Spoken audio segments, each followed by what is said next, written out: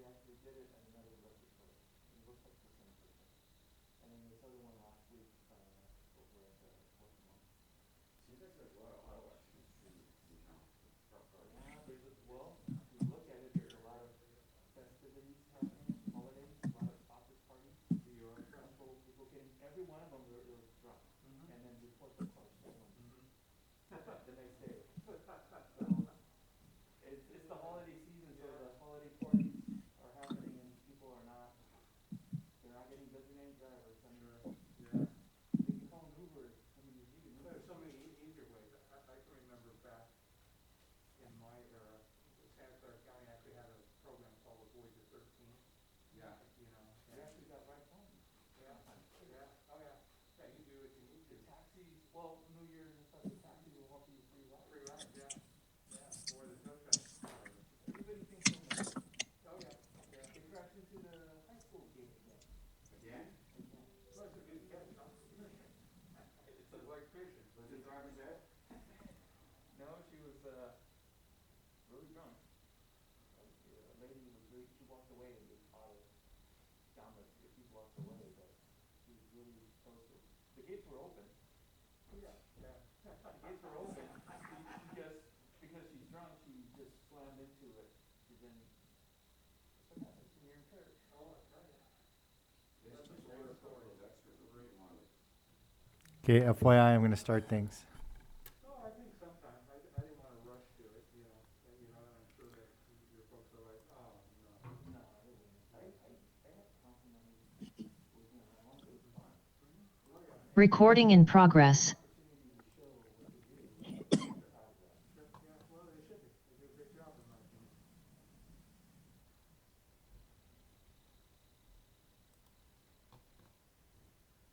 Looks like we're gonna be able to really spread out today.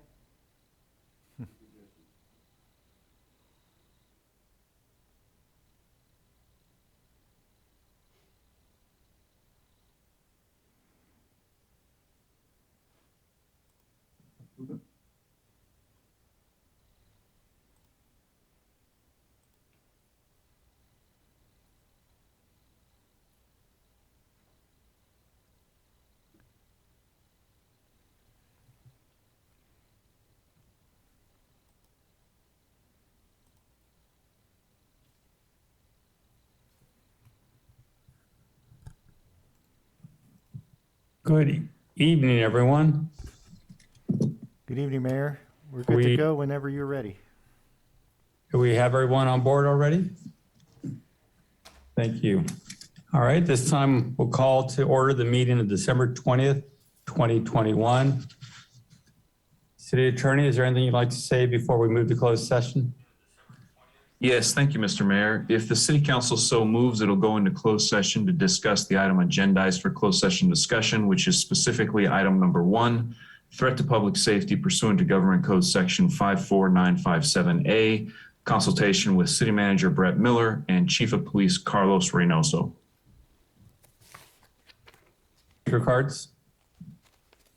There are no speaker cards, Mr. Mayor. Thank you. Is there a motion? So moved. There is a motion. Is there a second? Second. Motion and a second. Roll call vote, please. Vice Mayor Perez, Yes. Councilmember Resendez, Yes. Councilmember Morales, Yes. Councilmember Burns, Yes. Mayor Velasquez. Yes. Motion carries. Thank you. We will see you all in closed session.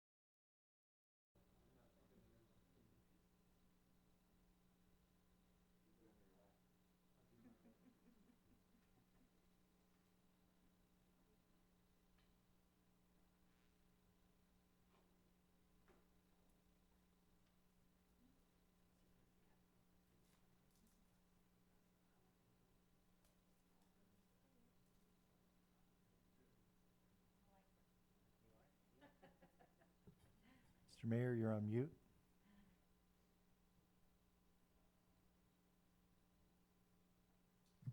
Okay, now you can hear me. Now I can hear you. Are we all back? We're waiting for city attorney, and he is connecting now. Thank you, Mr. Burns. I love the hat. Thank you, Mayor. Happy holidays. You sure are bringing new life for Christmas for us. Love the style. I look forward to when we can all be in the same room at the same time and we can all have such a great time. I agree. I agree. Let me know when we're all back, Paul. We are all back. Okay, perfect. This time we're going to resume the meeting of December 20th, 2021. Councilmember Burns, will you lead us in the Pledge of Allegiance? Thank you, Mayor. Begin. I pledge allegiance to the flag Of the United States, and to the republic for which stands one nation, under God, indivisible, with liberty and liberty, justice for all. justice for all. Thank you, sir. Roll call, please. Vice Mayor Perez, Present. Councilmember Resendez, Present. Councilmember Morales, Present. Councilmember Burns, Here. Mayor Velasquez, Here. Police Chief Reynoso, Here. City Manager Miller, Here. City Attorney Epperson. Here. The agenda for the City of Hollister City Council regular meeting of December 20, 2021 was posted on the bulletin board at City Hall on December 15, 2021 at 5 p.m. per Government Code Section 54954.2. Thank you. City Attorney, will you please report out of closed session? Yes, thank you, Mr. Mayor. The report that the city council discussed in closed session, that item agendized for closed session discussion, which I read into the record before the city council moved into closed session. Direction was given to staff and the city council recessed from closed session at 6:41 p.m. That's all, Mr. Mayor. Thank you. Thank you, sir. We're going to now move to the consent agenda. Are there any items council would like to pull? Do we have any from the public? There are no speaker cards. Thank you. Is there a motion? I've never done this before. When can we speak? Or was that it? No. A member of the audience? Yeah, this was just if you want to pull anything off of the consent agenda. There's 3 items. You Okay, can speak then on the public comment, sounds like. Okay. Thank you, sir. Is there a motion? So moved. There's a motion. Is there a second? Second. Motion and a second. Roll call, please. Vice Mayor Perez, Yes. Councilmember Resendez, Yes. Councilmember Morales, Yes. Councilmember Burns, Yes. Mayor Velasquez. Yes. Motion carries unanimously. Thank you. We're going to now move to item C, public input. This is the time for anyone in the audience to speak on any item not on the agenda and within the subject matter jurisdiction of the council. Speaker cards are available in the lobby and are to be completed and given to the city clerk before speaking. When the city clerk calls your name, please come to the podium, state your name and city for the record, and speak to the city council. If you are joining us by Zoom, please click on the bottom of your screen to raise your hand. If you're joining us by Zoom using a cell phone, please press *9. Each speaker will be limited to 3 minutes with a maximum of 30 minutes per subject. Please note that state law prohibits the city council from discussing or taking action on any item not on the agenda. Do we have any speaker tonight? Yes, we have a speaker on Zoom, John Robel. We will unmute you.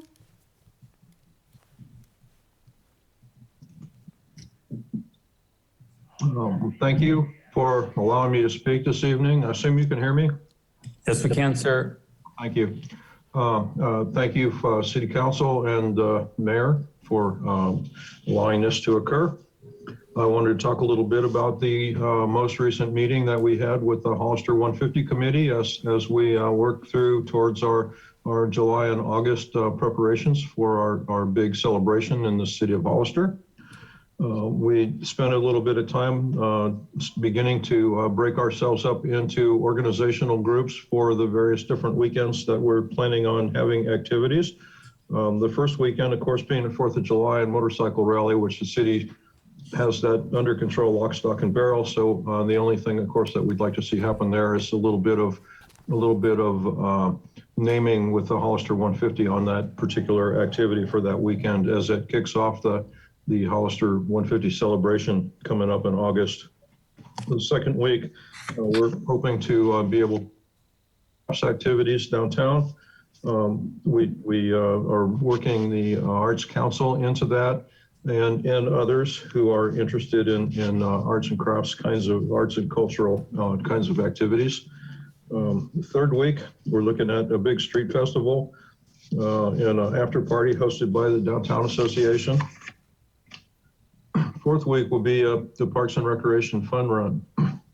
And that's an already planned event with additional events, hopefully, at the parks, maybe by folks such as Hollister Youth Alliance and others, which will really focus on trying to bring our community more together.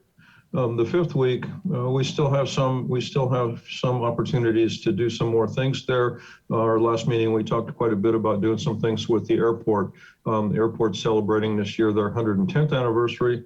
And we're hoping that maybe we can do something with the pilots at the airport and maybe have some kind of a parade of aircraft over Hollister during the weekend of the airport celebration. And some other things will likely happen that weekend as well. And of course, the sixth week, which would be the 6th of August, which is the actual date of the anniversary of the incorporation of the city of Hollister. There'll be the big parade and celebration ceremony, probably in front of Vets Hall, where we uncover a plaque and monument. Our next meeting will be the third Friday of January, which is, I think, the 21st. It'll be at 1 o'clock and probably at Vets Hall. I want to say thank you very much to everybody for putting up with me. Have a great day. Thank you, sir. Merry Christmas. Next, we have John Bijar.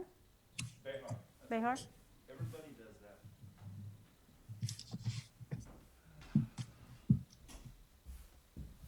All right, let's see how much I can get through with this. So, my name's John B. I bought a house on Highland between Sunset and Vallejo in 91, and that's where the problem is. Not a problem at first.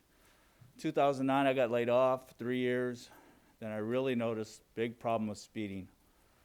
There's a little church on the corner of Vallejo and a school, and they're not all of the problem, but they're most of it, and people go very, very fast on that street.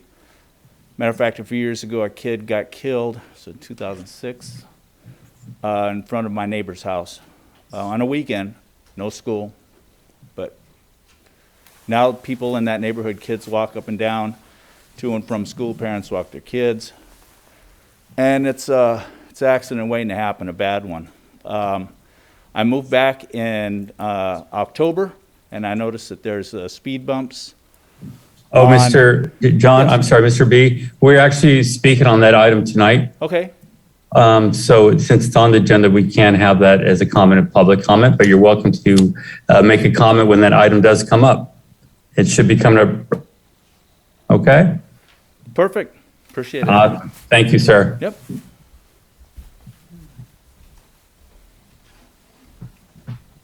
There are no more speakers. Thank you. We'll now move to item D1, City Manager's Report. Nothing to report at this time.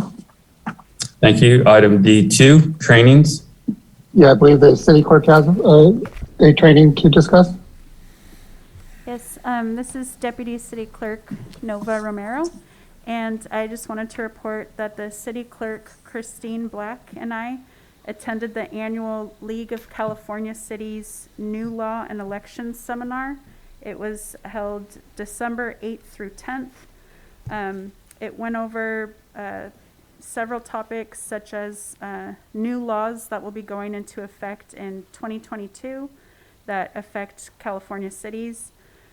We also attended a session on board and commission recruiting processes, language and inclusivity, media engagement, public records processing, and the FPPC update for filing officers.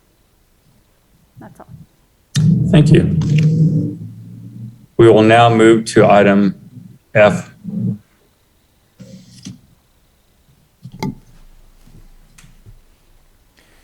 Yes, Mr. Mayor, this is Chief Reynoso. I have that item before us is Ordinance 1204, Ordinance of the City of Hollister adding Chapter 10.20.105 Vehicles and Traffic, restricting the parking of vehicles that block a sidewalk. This ordinance will establish a law against parking a vehicle on such a manner that is completely or partially blocks the sidewalk. The first reading and introduction of this ordinance was held on December 6th. 2021. The recommendation of staff is to read by title only, waive full reading, and adopt ordinance number 1204 of the City of Hollister, adding Chapter 10.20.105 Vehicles and Traffic, restricting the parking of vehicles that block a sidewalk. Any questions? Thank you, sir. Any questions from council? I cannot see the council here. So is I have a question. go ahead, Councilmember Morales. Thank you, sir. I don't see any type of appeal process or administrative review process.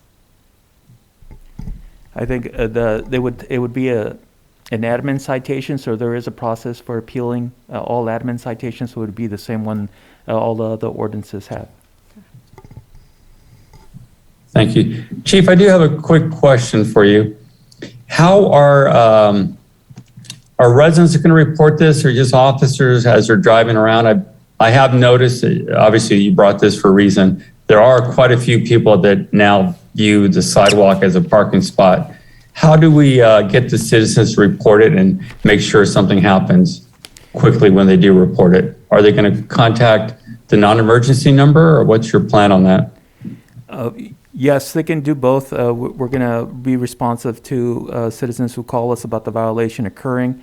And officers also, upon seeing these violations, it's designed to be very quick and responsive. If it requires a citation, the officer will be able to write a parking citation very quickly. And hopefully with the time and the education that we hope to push out through social media, it'll be less occurrences of this happening, so that our citizens can walk through the sidewalk without having to go around cars and into the roadway. Thank you, Chief. I have a question. Go ahead, Vice Mayor Perez. So on Section A over here, it was talking about all this that it's talking about. Does that also include, like, if they're parking obstruction, if they're too close to the corner of a stop sign, where they'll be able to be ticketed, or? Yes? Yes, sir. We've had vehicles that park right up to the stop sign, and that's a violation in itself. But if they're blocking the ramp per se of the entrance of the sidewalk, where someone in a wheelchair would need to have access, or anyone just walking through there would be blocking their access, this specifically talks about that and would address that issue. Thank you. Thank you. If there are no other questions, do we have any speaker cards? Yes, we have a speaker on Zoom, John Roble. You can go ahead. Thank you, City Councilman and Mayor Velasquez. As I live on San Benito Street, and I've had to replace a minimum of 5 cars over the years I've lived here because people ran into them for various reasons, and not because my cars were parked illegally. I'm kind of concerned about this ordinance because the folks on 4th Street, that's a relatively narrow street for the amount of traffic that's on that street. And many of those people tend to park their car kind of partially onto the strip between the sidewalk and the pavement. And I would really ordinance penalize those people who are trying to protect their property by helping to make that street just a little bit wider so that that excess traffic on that street doesn't impact their personal lives and their vehicles. I would really hope that there's enough flexibility in how this is going to work, that those folks who, they're not necessarily, parking on the sidewalk, but their vehicles are partially off the street. And I really would hate to see those people be getting tickets while they're trying to protect their property. Thank you. Thank you, sir. Next, Mr. we Mayor? have Anita Kane. You can go ahead, Anita.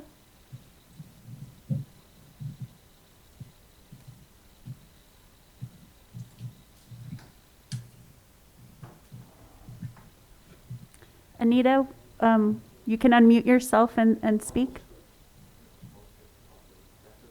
There we go. Can you hear me now? Yes, we can. Hello? Yes, we can hear you, Ms. Kane. Can you hear me now? Yes, we can. Can you hear us? We can hear you.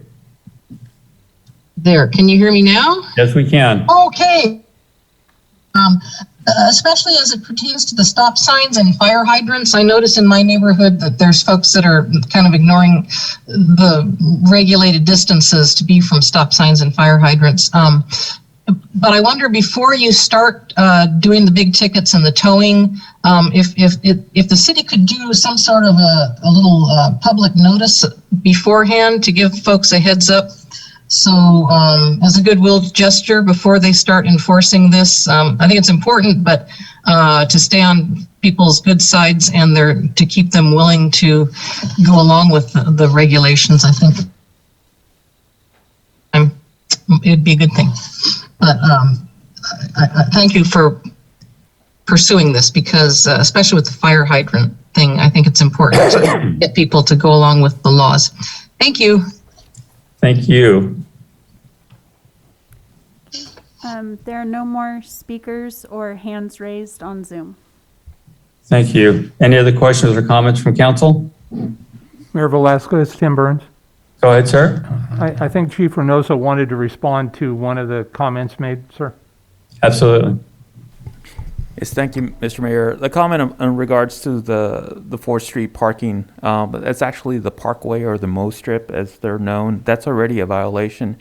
And those residents on 4th Street have already been spoken to, and they've stopped, for the most part, parking on that area. There is a regulation for that, and to allow one street to do it, it kind of defeats the whole purpose of the rest of the community. So I know that street is a little bit more narrow, but there is a limit line that's been painted on most of 4th Street, and it just, we can't help the vehicles will crash into these vehicles, but if they're illegally parked, there's plenty of room.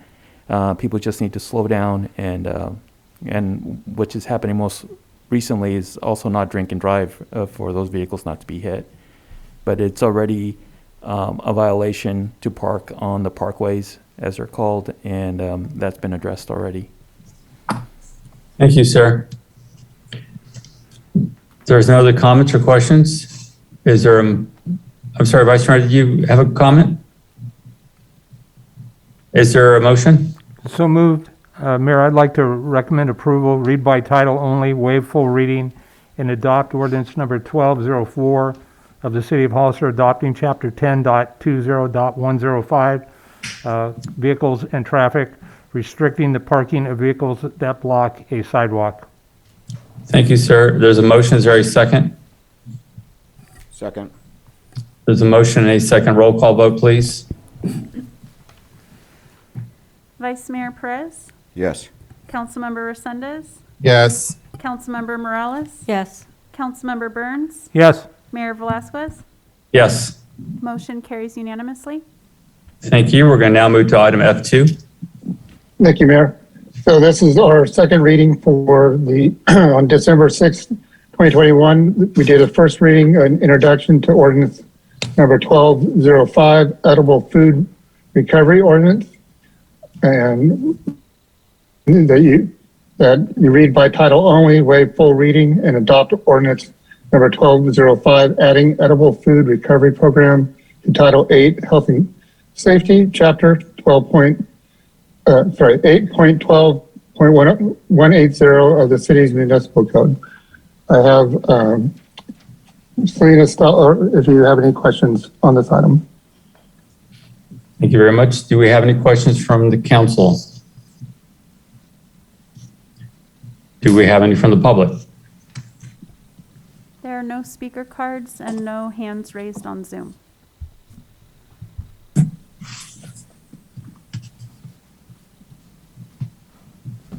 Move to adopt. Mayor, I have some questions, please. Oh, go ahead, sir. Thank you. Sorry, Councilmember Resendez. That's okay. I didn't see you. I understand. I actually have some real concerns about this. It appears to me that we absolutely have to do this, and I understand that, but I would like a little bit of clarity. If you go to the item itself, specifically F2 on page 68, it talks about city responsibilities under number 5. And so it says city lead in resolving issues related to complaints or non-compliance. I'd like to know a little bit more about what that really means, and then I have a couple more questions after that. Can you state the number again, number 5? Yes, it was number 5, and I believe it was on page 68 of the council packet. 68. Does anyone have the council packet printed? I just have Yeah, the well, I ordinance. can. It says assist the county on any related issues requiring jurisdictional assistance, enforcement, or lead in resolving issues related to complaints or non-compliance. Sure. City responsibilities. Thank you. I believe that was requested to be placed into the ordinances with San Juan Bautista because they wanted to have more ability to assist with enforcement actions. So with the county, when there is a business that is not compliant, we're able to work with them through that, support them. But in the case that it does come down to enforcement, we would look to the city for assistance and would not go and do that without the authorization from the city. I hope that answers your question, Mr. Burns. So if I understand it correctly, this was a direct result of the city of San Juan Bautista wanting that language in their document? I'm sorry, I'm trying to remember. I believe it was put in every ordinance, or for the both cities, but if I remember correctly, yes, it was requested. And I think it would be a good idea to include that, so that way it's not the county's code enforcement going on its own to enforce the requirements. It would be in partnership with the city. Thank you. Mr. Miller, what are your thoughts on that? Yeah, I'll agree with Selena. It allows us, our code enforcement, we tend to do a lot more warnings and work with our businesses. So that would be a better way for us to, a softer approach, which we prefer, and then use the necessary tools if we have to. Okay. Next question would be in regards to item number 4, and it said, be responsible for all other applicable Senate Bill 1383 requirements not designated to the county. Do we know what those are, or is that just a broad brush statement? So with the edible food recovery ordinance, that is what is going to be required of the cities and the counties once we apply for the rural exemption. So now that you have signed that MOU that we brought to the City Council at the last meeting with the requested modification to add those specific responsibilities that are going to be required of the cities come January 1st, again, if we get the rural exemption. So the edible food recovery ordinance is what is required per SB 1383 at that time, but there are so many more requirements with SB 1383 that the city will be held responsible to unless we enter into another memorandum of understanding. So in the MOU, we identified the things that are required come January 1st per SB 1383 requirements, and that is the Cal Green Code requirements, the MWELO, and recycled content paper procurement. So that is identified in the MOU that was approved by all 3 jurisdictions. But for the ordinance, that's what's required come January 1st if we receive that exemption. Okay. Again, I just want to state for the record, this seems pretty wide open to me, and it just seems like there's really no clear parameters. I've heard what you said. I understand it. Makes me very uncomfortable when we talk in general language like this. It talks about in the ordinance, who is the enforcement officer, and where is the budget for this? How's that all going to work?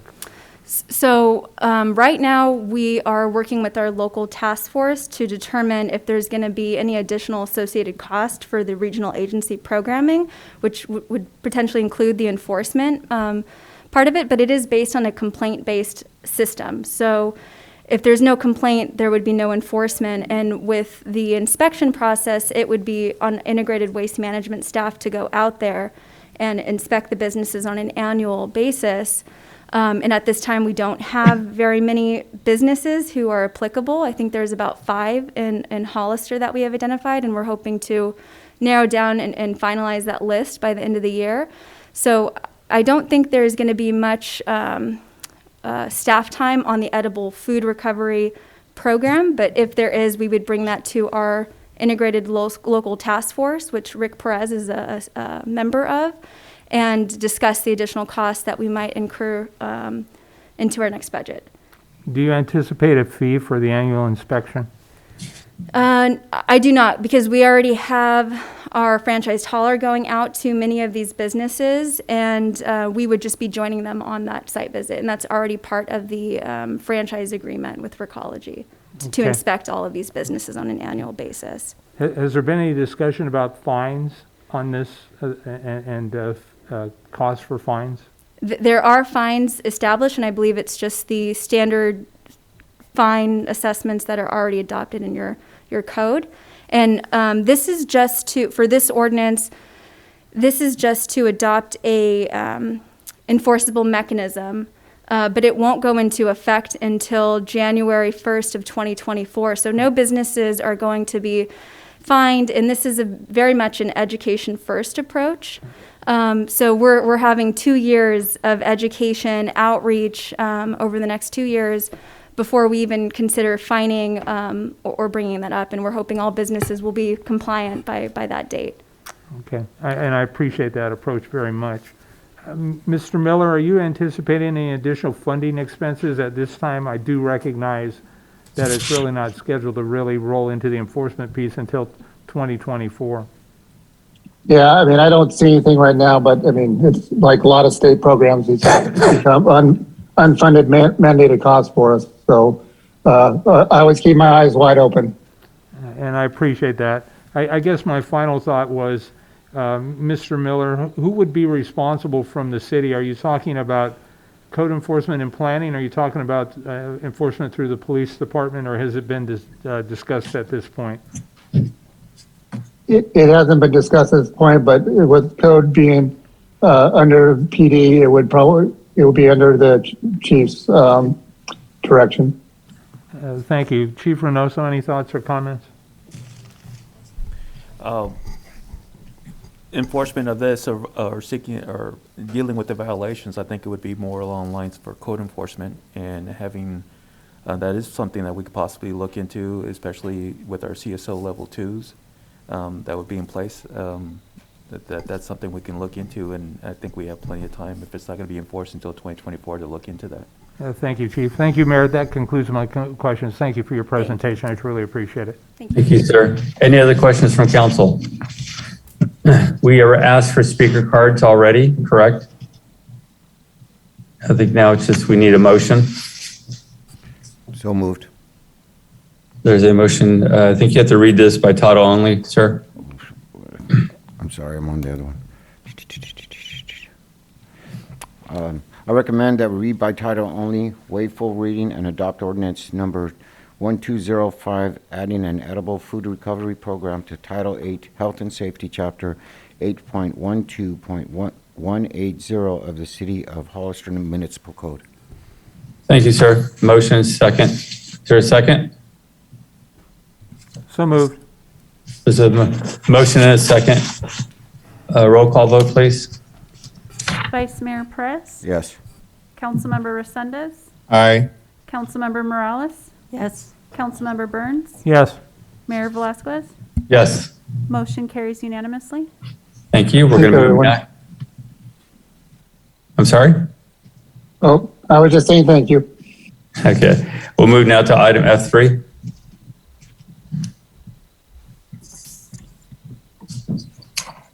Good evening, Mr. Mayor and City Council. Renee Perales, CIP Manager, Administrative Services Department.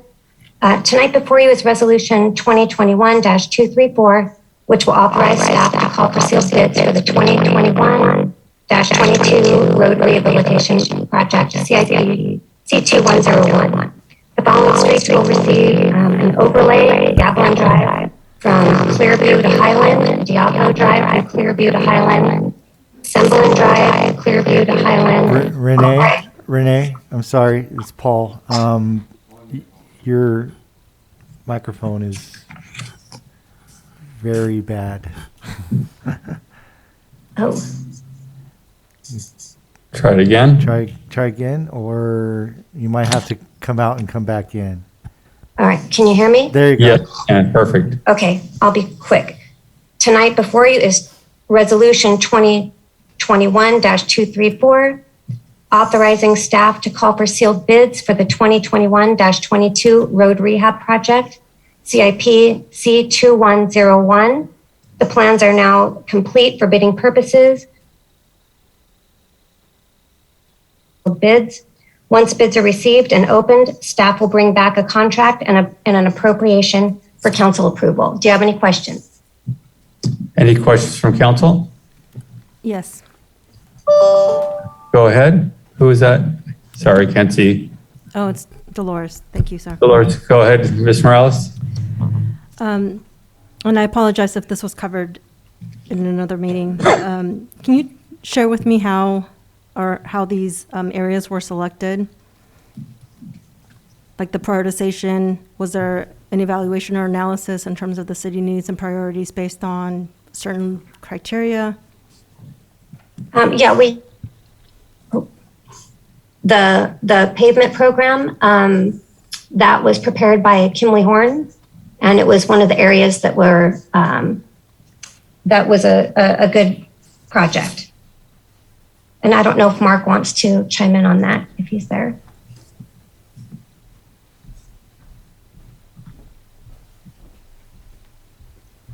Good evening, Mark Falgo, Acting City Engineer. Earlier this year, we drove all the streets in the city of Hollister in order to establish a pavement evaluation program that Renee mentioned. These streets were a good opportunity. They all were in need of grind and overlay, so a similar type of rehab for all of them. They're clustered in an area, and they're in a part of town that had not been in one of the previous 3 road rehab projects. So that's how they were selected, based on the need for the streets to be done, the fact that they were clustered, and the fact that they were all going to receive the same type of treatment. May I continue with the questions? Go ahead. Okay, thank you. Did we consult with our community in terms of what they believe to be a priority based on their needs? No. Okay. Is that going to be considered at some point during the process, or is the process now complete? Well, this particular project is, this is not the end of our road rehab program. This is just a project that is going through. This project, we're requesting permission to bid, so this project would be complete. It would be bid. We would then, hopefully get a low bidder, award them, and get the project done. In the meantime, we have not stopped looking at other streets that need, whether they need a slurry seal or a grind and overlay or another type of treatment. So we are still working through the rest of the city, quite frankly, in order to develop the pavement program going forward.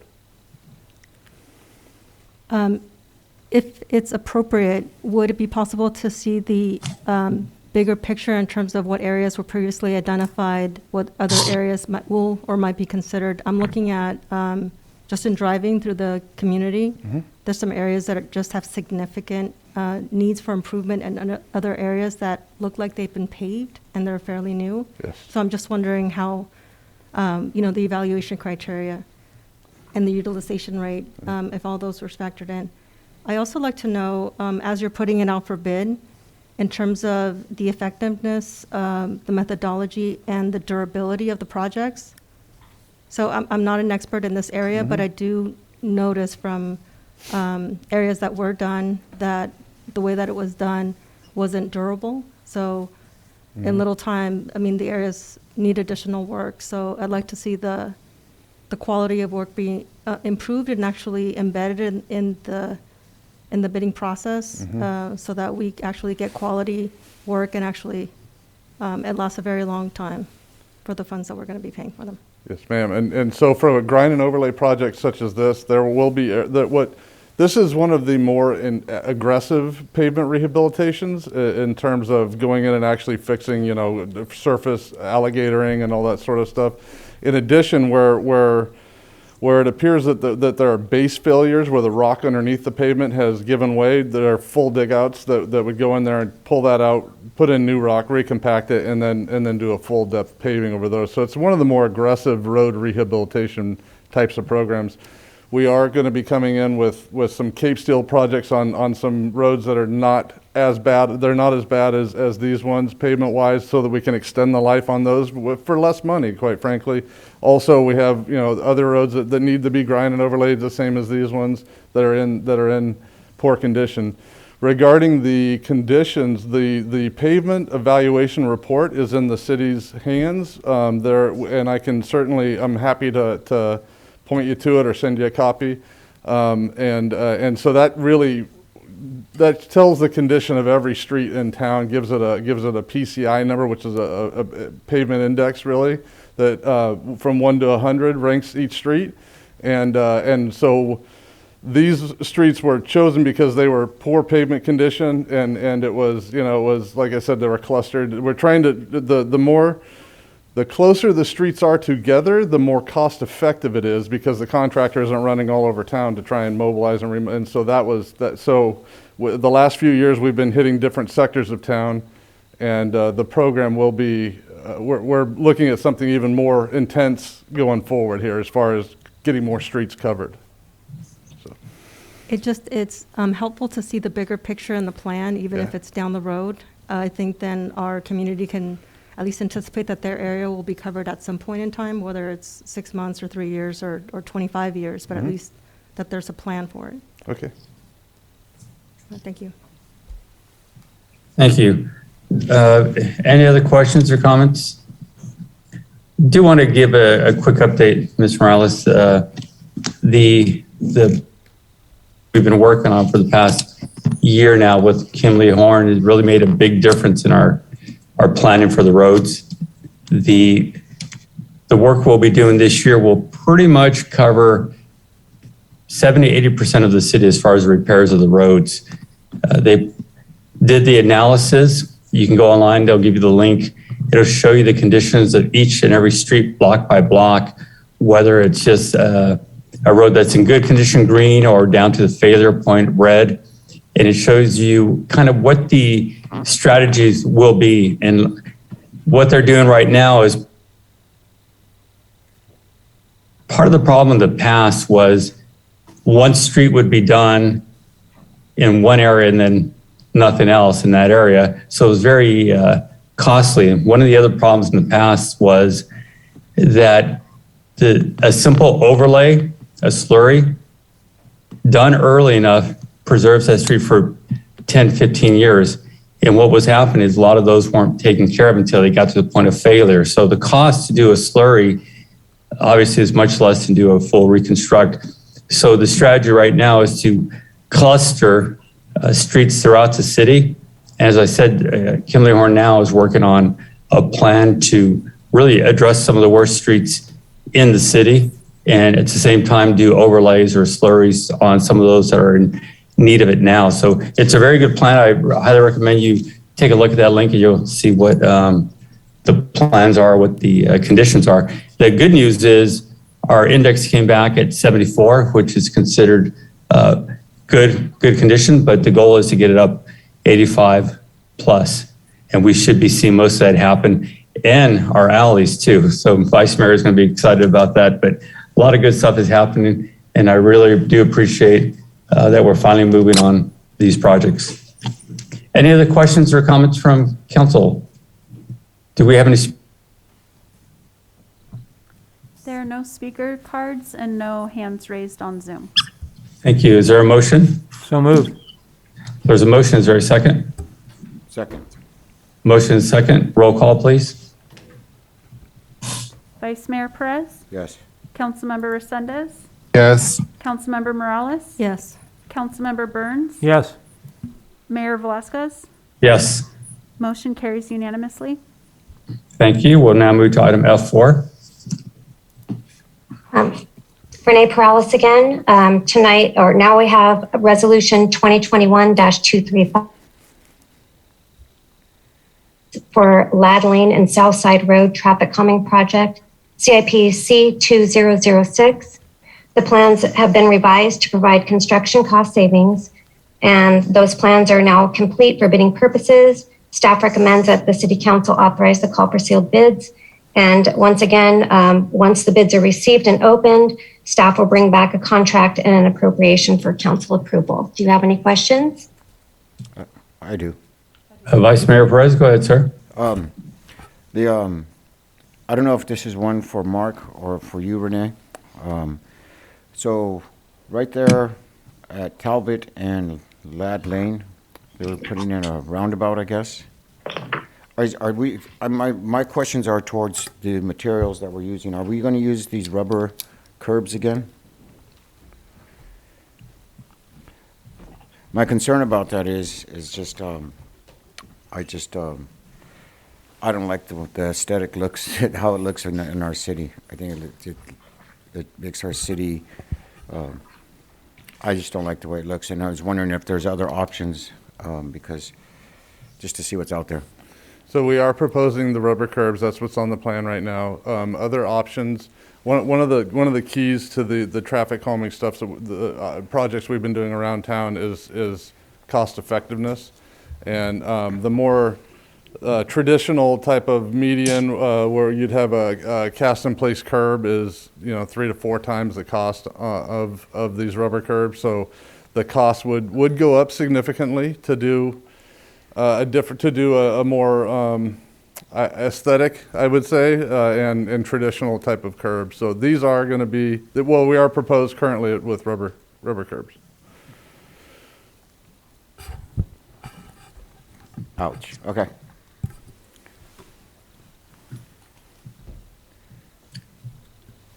Morales, did you raise your hand? Yes, go ahead, Ms. Morales.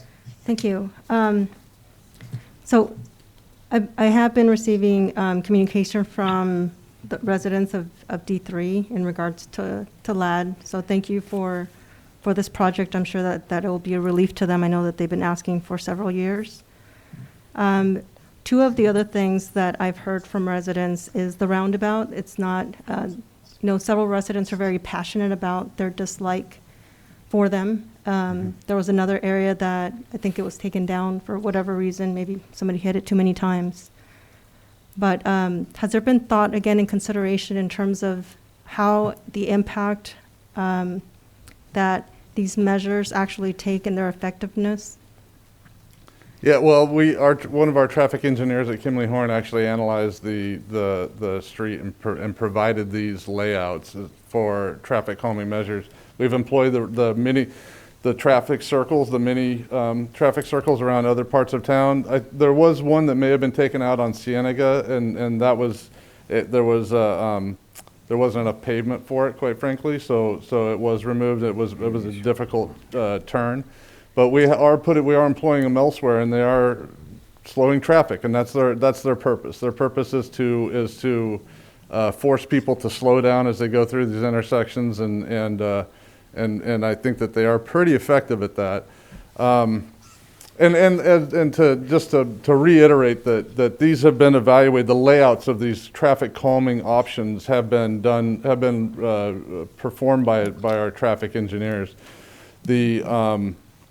And I also want to make sure that we're, you know, at intersections in particular, on Ladd and Southside, the things that we heard about in some of these intersections is people in the middle of the night spinning donuts and you know, other hot rod type of events, and the traffic circles occupying that space could help prevent that type of activity. So that's another thought behind for this particular project. No, I'm very familiar with that area.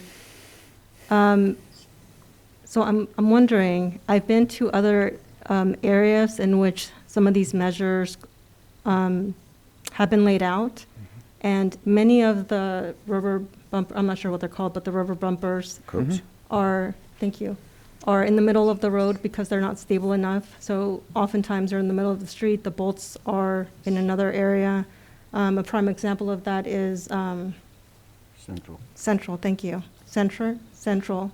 You see how maybe the implementation on on paper, they look great, or the analysis might be fine, but in terms of how it's implemented and utilized within our community, has there been an evaluation after you've implemented a strategy in terms of its effectiveness and durability? Because that's a huge concern of mine. Sorry, yeah. The measure of effectiveness is really, has the speed slowed down? Is it safer is it a safer street from a speed standpoint? Because the purpose is to slow down traffic. And I understand what you're saying about those curbs getting hit. On Central in particular, there was a delay in finishing the project, and those curbs in particular did not have an integrated reflective color in them, which we are specifying on this project. Going forward, we will make sure to make them more visible at night. So the out there on Central, the black curbs were in place without any other type of reflective delineator behind them as is now installed, and so folks had a hard time seeing them at night. The delineators did not get installed until the striping was done, and so the contractor's gone through and brushed them all up. I drove it tonight before the meeting in the dark, and they're much more visible now than they were before. So the thought behind it's a visibility issue, I think, is part of it. So there's a couple of things. One is using the integrated color, the reflective color, so that they are more visible at night, period. End of that type of story. That just needs to be done. Secondly, there is a possibility that we could add more, thermoplastic striping, like a white stripe that would outline them so that they are a little bit more visible. That's another opportunity. And I think that the one wild card that we can't really control is that the driving habits of folks need to get used to them, and this whole thing is an attempt to change behavior, and so that's the wild card that could take a little bit more time. No, very familiar with changing behavior. It's when you get there and the bumps are like in the middle of the road, and the screws are in another area, and I'm wondering, like, who goes out there to fix that, to make sure that people are not actually being injured or cars are not being impacted as a result of, because that is our responsibility. Mm-hmm. When those things are not done properly, or there's things in the middle of the road, that is, you can talk about analysis, but that's part of that implementation and evaluation process. Who does that part? City road crews they go out, and they're the ones who are going to replace signs and delineators and look at the curbs and replace them as needed. So we do have, I've been in contact with them to make sure that we're getting things done. Like I said, I drove it tonight. I didn't see any that were out of place now after the contractor's gone back through and fixed them, and the project is actually complete and I think a little more visible. But the city does have staff in the Public Works Department that is responsible for going out there. And I have at least once a week been driving Central to make sure that it looks good, and that the curbs aren't, like you're saying, getting knocked around all the time. And if there are, then what do we do to affect change, to still make it effective, but not, certainly, we don't want to create something that's dangerous. That's the whole point. We don't want to create a dangerous situation, so. Okay. Well, thank you for hearing my concerns. Yeah, thank you. Thank you. Vice Mayor Perez, did you have another question? Yeah, actually, I was looking farther down, and I guess you guys are going to put bricks in the middle of the roundabouts. Yeah, it'll be a lot like Cienega and Central.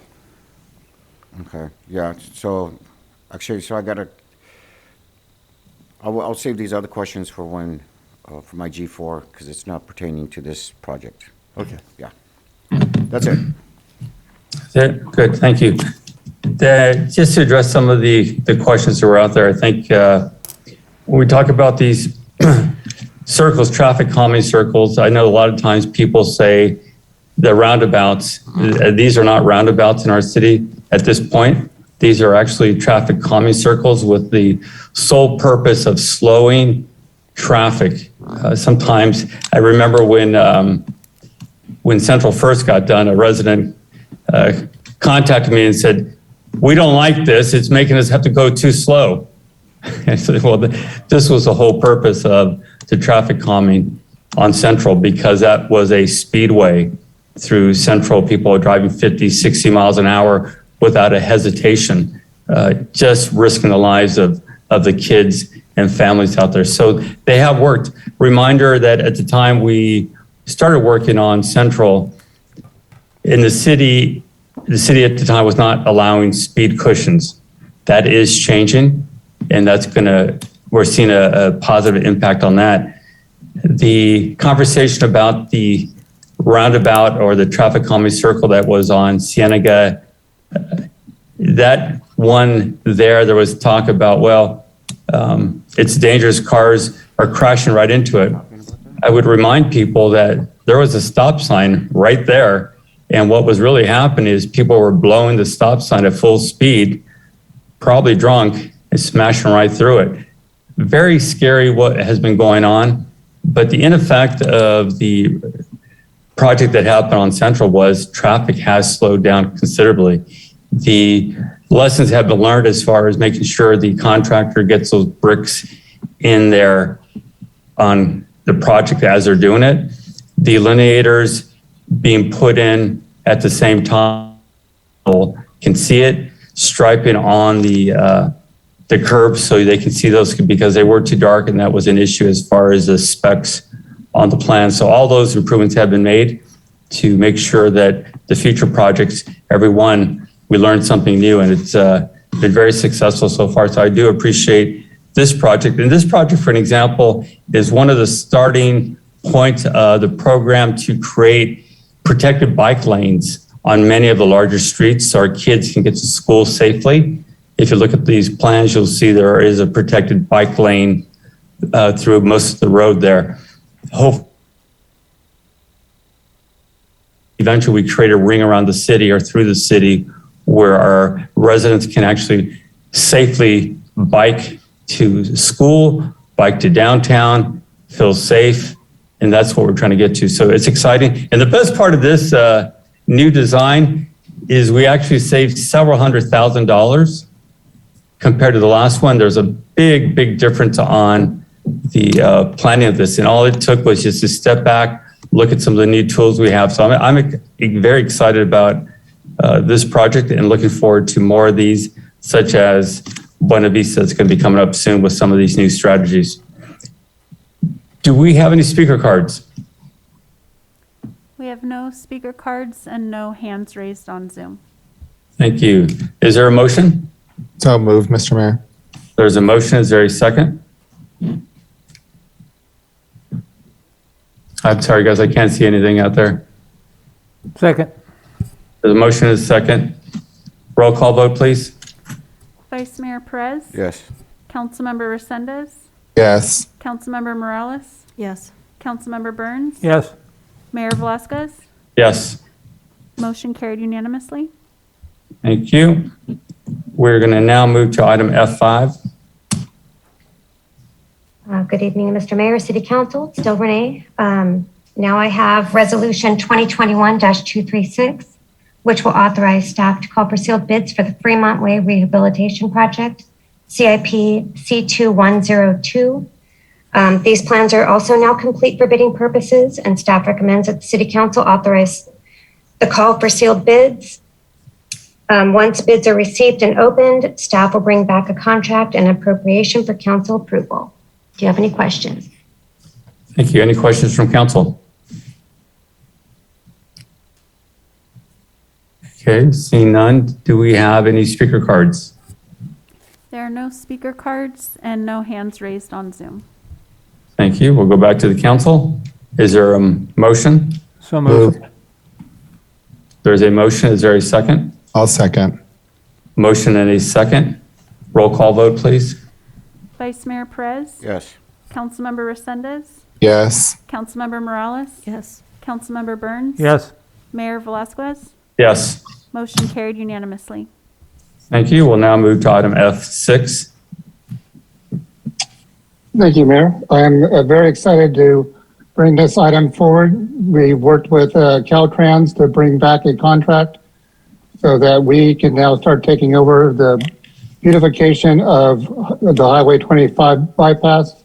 The Caltrans will reimburse us up to $65,000 to perform the services, and this is just one of many as we are working to clean up the many entrances into Hollister. So I'm open to any questions. Any questions from council? Mayor Velazquez, Tim Burns. Go ahead, Mr. Burns. Thank you, Mayor. Not really a question. I want to express my thanks to the city manager for moving this forward. This has certainly been one of my pet peeves, and I hope that this opens the door to many other successful projects. Thank you, Mr. Miller. No problem. Thank you. Thank you, sir. Any other questions, comments? Just for clarification, if I can. Go ahead, sir. So we're going to get $65,000 to clean up along 25, correct? Brad? Correct. Do we know about how many hours it's going to take a year for that? No, but once we get on it, we're also working on additional grant for landscaping down that corridor. So that will help us also by putting in the landscaping, and then that will allow us less maintenance to have to do once the landscaping is in. Awesome. Thank you. So, sure. Thank you. Any speaker cards?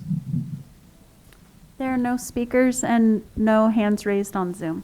Thank you. Do want to remind everyone, this first phase of this is about trash cleanup. It's not about landscape maintenance on this part.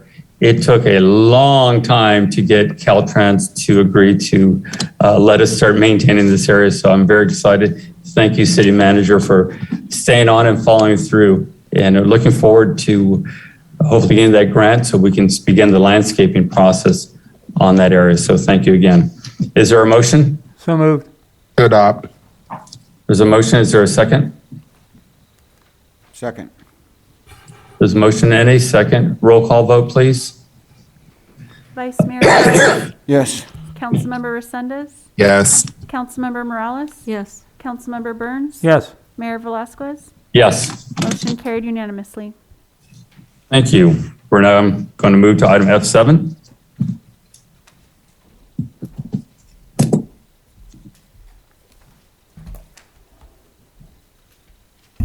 Good evening, Mayor and City Council. This agenda item is in regard to the adoption of Resolution 2021-238 to implement a city policy and procedure that would address speed cushions as a form of traffic calming measures. With the numerous vehicle speeding complaints that we've received through the city would definitely benefit from having a policy that would potentially address some of the residents' concerns. Having a speed cushion policy would standardize the process, benefiting both the residents and the city alike. Staff recommends that City Council adopt a resolution approving the City of Hollister speed cushion policy and procedure. And please let me know if you have any questions, concerns, or any feedback on the policy. Thank you. Any questions from council? Mayor Velazquez, Tim Burns. Go ahead, Mr. Burns. Thank you. I don't know that I really have questions, maybe. I've read the policy thoroughly. On my preliminary thoughts, I'm not supportive of it. I wonder if we're not making more out of this than we have to, and we've recently, during the past year, learned that about the flag issue. I guess I do have questions because one of the streets I've requested that the speed cushions be put on, and I believe they're going to, Mr. Miller, I think you can speak to this, is Beverly Drive. But if you look at the policy, Beverly Drive really wouldn't be applicable because it doesn't directly impact any of the residents in front of the residences. Beverly Drive from Sunny Slope to Hillcrest, there are no residents, but yet it does appear to be a speedway, and I'm concerned about that. I understand that speed cushions aren't necessarily applicable or a best practice for Union Avenue, but I've also expressed some serious concerns from Airline Highway to where it's going to be extended, and the road does narrow down in size once it opens up and goes to Fairview with the new development out there. And so, but again, at least up into the new development, there's only like a block of residential that would be impacted by this. So I don't know how the policy would speak in regards to that. It really doesn't speak to specific requests from other departments, whether it be the police department, the fire department. It doesn't really speak to council member requests. I don't believe it speaks to safety factors. I had the opportunity to go out and sit on Highlands last week and observe through one of my constituents a complaint that I then forwarded to the chief of police, and he's aware of it.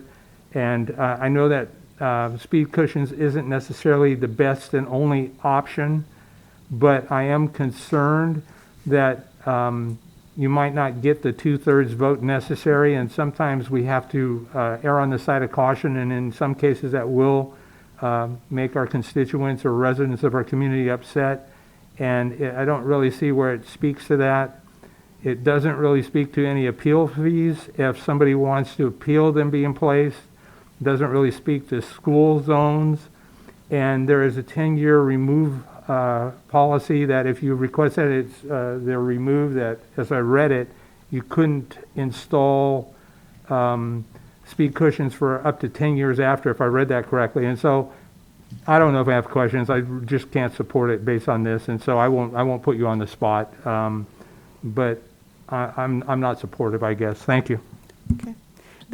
If I can address some of those, there are some changes. We can implement any changes and include any information that you, as the council, would like to see in the policy.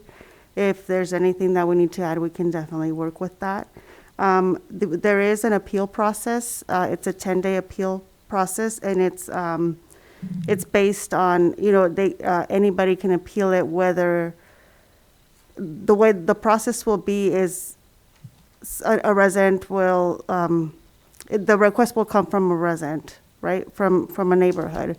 And then engineering department will review and will look at, the entire length of the segment, analyze it, and put together a proposal for city council to review.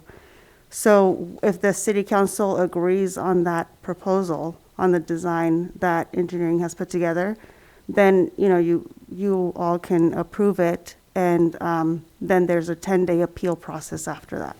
If other residents don't want it, they can definitely appeal it. Were you going to say something? Oh, no, well, yes, I just wanted to thank you for your open-mindedness. I would say at best it needs some work, but again, I don't know that we've really shown a need for a policy in this regard, and sometimes we are our own worst enemies when it comes to these kind of things. Now, there may be information that has warranted the request for this. I'm just not privy to it. And so, again, I appreciate your open-mindedness to it. I'm not going to support it tonight, at least. Thank you. Okay, thank you. Okay, any other questions or comments from council? Is it okay to ask? Mayor? Yes, go ahead, Councilor Morales. Thank you. I was similar to Mr. Burns. I'm wondering, would you be able to share under what circumstances there would be a request for removal after there's been a petition to have the speed bumps put in place? And can you also talk about the impact that it has for residents in terms of their property value? As far as the property value, I'm not familiar. I don't know if Mark would have any information on that. I haven't looked at the property value and how the speed cushions would affect it. the owners where the speed cushions would be installed would, they would have to agree 100% on getting these installed. So they would have some sort of say as to where they want the speed cushions installed in front of their homes or not. Your other question was? Under what circumstances would the city put in speed bumps and then have it appealed and then have them be removed? I can't remember if there's a specific year limit where they have to be in place, but if somebody from the public would want them removed, then they would submit a request for that. The engineering department, similar to the approval, they would analyze that, or similar to the installation, I'm sorry. They would analyze the request to remove them, and we would bring it to city council similarly, and you guys would be able to vote on it and decide whether they'd be removed or not. I guess. Mayor, if I may, Councilor Morales, where it can happen is maybe a neighborhood feels like that the speed cushions are slowing down the response to emergency vehicles, and maybe that as a group they want them removed. That's the only thing I could think of off the top of my head. And again, it goes back to the evaluation of the request. So again, take into consideration like our police department, our fire, ambulances, specifically as Ms. Burns had mentioned, you have a process where you have, petition, you get signatures, you put it in place, and then where's that evaluation period before the city spends money and puts them in place and then to be removed? So I guess I'm wondering, have we thought about that? Is that in the policy? I didn't see that in there, or the process. Maybe I can help a little bit. There is some traffic analysis that is a part of installing speed cushions. So first you need owners or property residents and property owners to agree that, yeah, we'd like our traffic slower. So we're gonna submit the forms. There is and I don't recall exactly what section it's in, but once you get through the initial petition part, the engineering analysis is we're gonna collect some data on speeds and traffic volumes. There should be a minimum number of trips on that street. It can't be, 2 trips a day and one of them is going, too fast. There also needs to be a certain percentage of the vehicle trips need to be exceeding the speed limit. So that's the evaluation that, hey, yeah, traffic does need to be calmed on this street. And then should it go through the whole process and speed cushions get installed, there's a 1-year period where they will not be considered for removal per the policy the way it's written right now. And that's just so that we're not out there installing, removing. And then, as was mentioned by Councilmember Burns, if it is requested to be removed, petition to be removed, and it's going to go through the same a similar evaluation, an engineering evaluation, very similar to the installation evaluation. Although, we're going to go out there and we're going to take a look at the volumes and the speeds and see if it makes sense from an engineering perspective, analysis perspective. And if it does, then they could be removed. Now, some of the things you get with speed cushions are, there is additional noise for driving over them. You'll also hear engines, because people will slow down, they'll go over the hump, and then they'll speed up to get, on the other side of it sometimes, and so you'll hear some more engine noise. There may be a property that sells, and the new owner doesn't like them in front of his house or her house type of thing, and so that's why neighborhood buy-in is really critical, and at the beginning of these things, and that we don't want turnover to be the main cause of us going out, pulling them out, or installing new cushions. We really want the analysis that I think you requested to be a key factor in that. Was there another question that I could answer? Vice Mayor Perez, or did you have more questions, Councilmember Morales? No, so the circumstances would be, there's a new owner, they don't like it, but any other circumstances? I mean, is this common? Well, so we're trying to kind of figure out. So this policy is a way for the citizens of Hollister to say, I want a speed cushion on my street because I feel like traffic's going too fast. This doesn't preclude council from saying, I think Beverly Drive needs speed cushions, go analyze it and give us some layouts. It doesn't preclude that part of it. It provides an avenue for citizens and for the city to process citizens' requests in a timely and hopefully efficient manner, and based on a procedure that can be published and folks know what they have to do. So that's really the purpose behind this. It doesn't really change what we're doing anyway. When council asks us to look at particular streets, we're still doing the analysis and that part of it. This just provides an avenue for our citizens to come in with their requests. Okay. If I may. Vice Mayor Perez, go ahead, sir. Okay, so basically a resident wants to get a speed table on their street. That person or their representative for that street comes and gets 2/3 of the property owner or the residents? The residents? I believe it's, the way it's written right now is property owners. Okay, property owners. And then so the only ones that can, and so then it stays for a year. Once it gets its 2/3, or it comes to the council, we approve it. Right. Then it stays for a year. And then, you know, the only ones that can actually really appeal that is public, the police, fire, or can the residents appeal that also?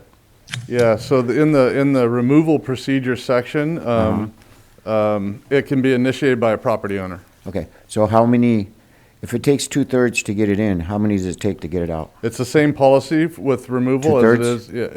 Yeah. Okay. And for every speed hump, there's an analysis done, traffic study. Yes. And from my understanding, they're approximately $11,000. No, the study, so here's a good example we did, and it's really more for stretch, like for Apricot and Promise. We did an analysis for those two streets combined because they were both asked for at the same time. City staff placed the tubes in the street that collect the speed and the volume data. So that was not a cost to us other than staff time to go out and you know, put them in and take them down. And then the analysis itself and layouts for where the speed cushions could go on both those streets, total of $3,000. Okay. So if we're not doing, some of these have come out of all-way stop controlled you know, studies, and so that's a different type of study. So like West and Monterey, those ones were different. Yeah, the Powell and West, those started off as all-way stop controls, and then we found that that wasn't a good solution, but the speed cushions could be. Okay, and you answered my other question. I was going to ask about the tubes. They actually know how fast you're going? Yeah, well, if you have two of them, then what they do is it's basically how long did it take you to get from one tube to the next. Okay. Right. Awesome. All right, thank you. Thank you. Any other questions? Mr. Mayor? Go ahead, sir. Okay, thank you.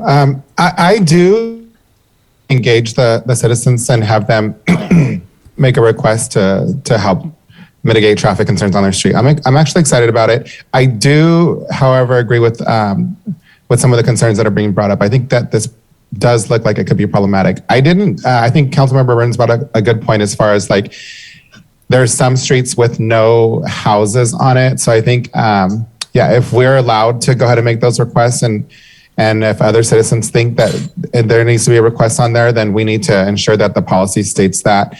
I was worried about if we're able to carry out the demand that's going to come with the request, and if we have our staff properly trained to install these. I did have a conversation with the city manager, and he assured me that we were going to have that taken care of. I did like that there was an appeal process on there. I think that the traffic study, I was wondering what kind of traffic study, as Councilmember Perez pointed out, if it was just going to be staff going out there and putting the tubes, or if it was an official traffic study, because I think that the costs can get up there pretty quickly, and it's just not very practical to do a traffic study for every street that's requesting this. So I'd like to see that part minimized or scrapped altogether, if at all possible, if it's not going to put us in some type of liability situations. Also, I think that the process needs to be digitized, because I can see multiple neighbors on one street working to get, to get one speed hump done on their street. But we need to have a way that they can see if it's being started, and if it is, who's the contact person. Also, where is it at in the process? Because if somebody's starting it, then they leave it off, then maybe somebody else can pick up where they left off, or, just so that there's a way to monitor that. So I think that all needs to be digitized, and we should just be heading that way as a city in general. And that was it. Those are my concerns. But I would like to try it, and I do think it's a good idea, but I do think there's some problems that we need to address before taking action on it. Thank you. Thank you. So I do have a couple of questions. Also, is there any other council members that would like to speak though first? I will. Just real quick. So I am for traffic calming. I do see that it does slow down the traffic. I also feel that we slow down the traffic, but we only slow it down on certain streets, and we're just pushing it over to another street. But that's just, I just wanted to put my 2 cents in since I got the microphone. But also on one of the pages in, what is it? Page 145, I don't know if you guys have that, but it actually has the speed table and it has it outlined in white. I've mentioned it before that I would like to get each and every speed hump. Is it a speed hump or a speed table? Speed hump? Speed cushion. Speed cushion. I'd like to get every speed cushion identified out there. I know we have signs coming up before it, but you know what, I see that it's in this picture, and that's exactly what I've been talking about, just to be able to see what you're going to be running over. Is it the detail sheet? Because I don't have the same number of. It's on speed cushion. I think it's It's a line that rings around the cushion. I think you're talking about, Mr. Perez, correct? Yes. And I'm seeing that picture next to that fire truck. Yes. So the white line that goes around the entire cushion, so it's more identifiable. Oh, okay. Yeah, it's not a bad idea. Is that it, Mr. Perez? That's it. Thank you. Thank you. The questions I had, the comments I had, I think, as I'm understanding, this is not set in stone. This is basically for us to give input of what we'd want to see or change or to make this thing work. I think most of us agree that the speed cushion recommendations here to help move the process along for the residents. I think Mr. Burns brought that question up about some of the other streets such as Beverly or Union, because there's no homes on there. Something we could do as a council, bring it forward and say, as a council member of this district, I'd like to see speed cushions put on this street, and then the council would vote on that to make that work. So this is something we could add into this if we wanted to. Is that correct? That's correct. Okay, perfect. The other questions I had was, we're looking at 67% of the residents, and I think one of the things that need to be cleared up here is, it says property owners, but in reality, a lot of our residents are renters.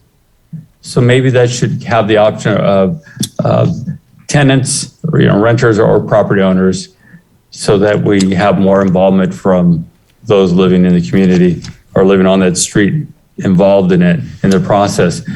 But the question I had is the study done before the 67% of signatures would be collected, or would that be after? How does that work? It would be done after. So a neighborhood wanted to do this, they got the signature, a study is done and comes back and says, oh, sorry, you don't have enough volume of traffic.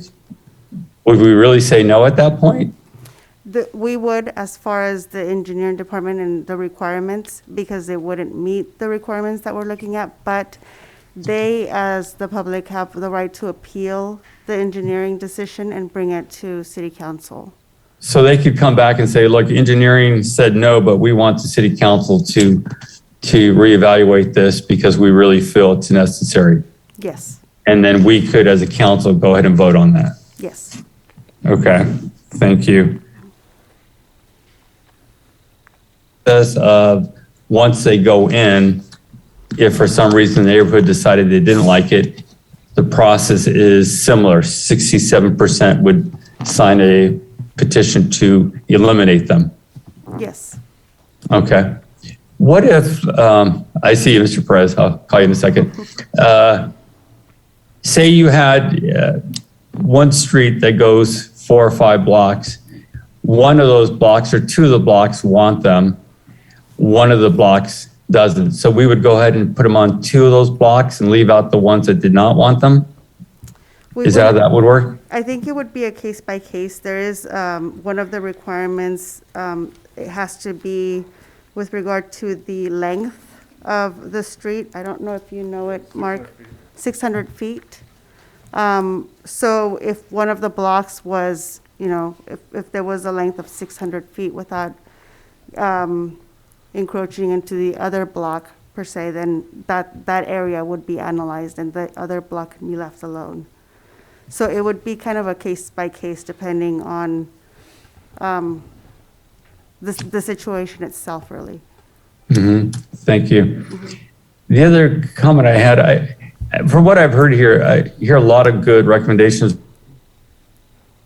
Wondering, is this something we should step back, have a longer conversation? This is a very important issue amongst our residents. We see and we hear the demand to have these tools to slow it down. Does the council feel like it needs a little more time to give their input from what we're hearing tonight from the council? Or are you guys thinking that at this point we can just change it with our comments tonight? Because I think we need to do this right. I think Councilmember Burns made a very good point. The flagpole, we set down so many rules and it really just came back and took us in circles. So how do we do this in a way that we get more input early on? Clearly we need some kind of rules here we don't want to put speed humps because one neighbor said they want speed humps. We do want the majority. That seems fair. But what I'd like to hear from the council on your recommendation, if you guys want to have more time to give your input and maybe a special meeting to go through this, do it well, and try to get more public input at that meeting. I don't want to jump ahead here, but I want to make sure we're giving the right input. If I can hear from any council members on that. I think that's a great idea. Mr. Mayor. Go ahead, Mr. Resendez. Yeah, I don't see any other the speed humps out. I think that we need to work on a policy. So I'd like for us to work on it and bring it back as soon as we can. But we ordered all these speed humps. I know that the citizens want them, and I don't know any other way of us to get them out. So I really would like for us to take a step back, get all of the comments, and maybe come back and work on this. Yeah, that's what I'm hearing and what I'm seeing. Hey, we can go back to the main screen. I have a hard time. All I can see is Mr. Resendez's name. I can't see the council. Is that possible? Maybe Mr. Burns, if you could say something so it brings us back to the big screen. Sure. So- Yeah. There, thank you. Okay. So one thing we can do is We can get public comment and then come back to kind of wrap up with what the council wants to do. Would that work for the council members at this point? Yes. Yes. All right, let's go ahead and get public comment. I think Mr. B was talking about this in public input. Is he still here or has he put a card in? He's here. All right. You can go ahead. Yeah, you can go ahead. See, Mr. B, we didn't forget about you. Thank you, I appreciate that. I'm retired now, so I have time on my hands. And you might get to know me a little better. A couple of things. Mr. Burns, thank you. A couple of years ago, I sent something, over 10, I think, when I was laid off and I saw this starting to happen. And I got blown off, and you're the first person that went out and actually took a look, so I appreciate that. Mr. Perez, you mentioned something about putting speed bumps on a street and that shifting the speeders over to the next street. So when I retired and moved back, I came the back way, and there on Sierra Vista, for the same length as Highland, which is the exact same 2 stop signs, long stretches, they put speed bumps across all of Sierra Vista. So exactly to your point, that's what happened. everybody then started going on Highland, where there were already a lot of cars, and not just because of the school, but they're the biggest contributor. And it just shifted more. So I also read this while I was sitting back there, and on page 148 at the top on letter M, if at any time during this process finds that there would be substantial traffic diversion to parallel local street, the neighborhood facilitator shall also be responsible for obtaining the approval on the parallel street. So that would mean I would have to go down to Valley View.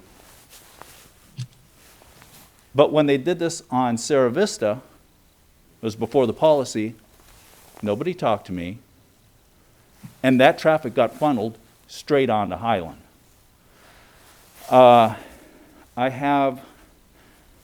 live smack dab between Sunset and Vallejo, smack dab in the middle, which are the two stop signs. And in the morning, I swear to God, and you weren't there on a good morning, a bad morning, I should say, 50 to 60 in front of my kitchen window. And I'm a pretty good judge of speed. My neighbor to my right and his wife are retired. They were optometrists in the building right here. Neighbor across the street was the former city clerk. She's retired, and a few other people, and they can vouch for what I'm saying. And I can get signatures. But I think the last thing I'd say, I'm no civil engineer. Sorry. I'd be happy with a traffic calming circle or a stop sign or two. Thank you, sir. Okay? But it's problematic, and something's going to happen. Appreciate Thank it. you, sir. Yeah. There are no more speaker cards and So look, no hands raised on Zoom. thank you. So let's go back. Let's maybe each council member can make their points, and then we could decide on bringing this back to a date certain or for a special meeting. That way we're kind of incorporating some of these ideas, or just have a special meeting. Which would you all prefer?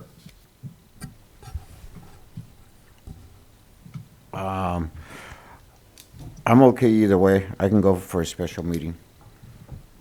Either way. I'll go through each person. Councilmember Morales, what would you prefer?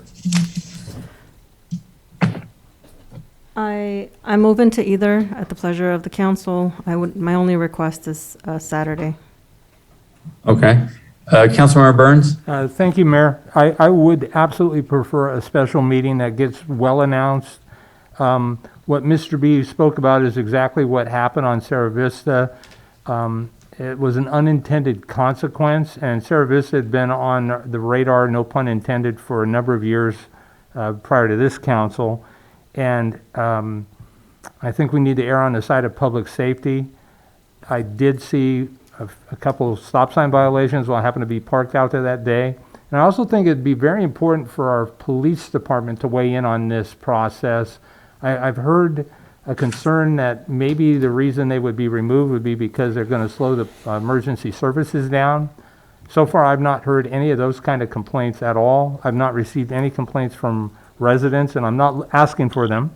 But yes, I think a special meeting where this could be the sole focus, and I do agree that a policy is necessary. I just believe this one needs to be reworked, and I think we should pull it and move in that direction. Thank you, Mayor. Thank you, sir. Councilmember Resendez? Thank you. I'm fine with the special meeting, Mr. Mayor. Thank you. I'm fine with the special meeting also. Maybe we could have that at our next Saturday meeting, that we have the redistricting conversation happening. What was the date on that one, Nova? The date of the meeting is Saturday the 8th, but with a lot of city offices closing the week in between Christmas and New Year's, it doesn't give staff more than maybe 2 to 3 days at most to get ready to have it on that meeting. Okay. When's our next, this is a pretty important topic. I know a lot of residents are looking forward to us getting this done. How about, how would you all feel about the 15th or 22nd? Mayor Velazquez, I believe the 15th, well, they all work for me, but I do believe Martin Luther King Day is the 18th. So, yes. so I think a lot of folks may be caught up in that weekend in celebration. Correct, sir. How about the 22nd?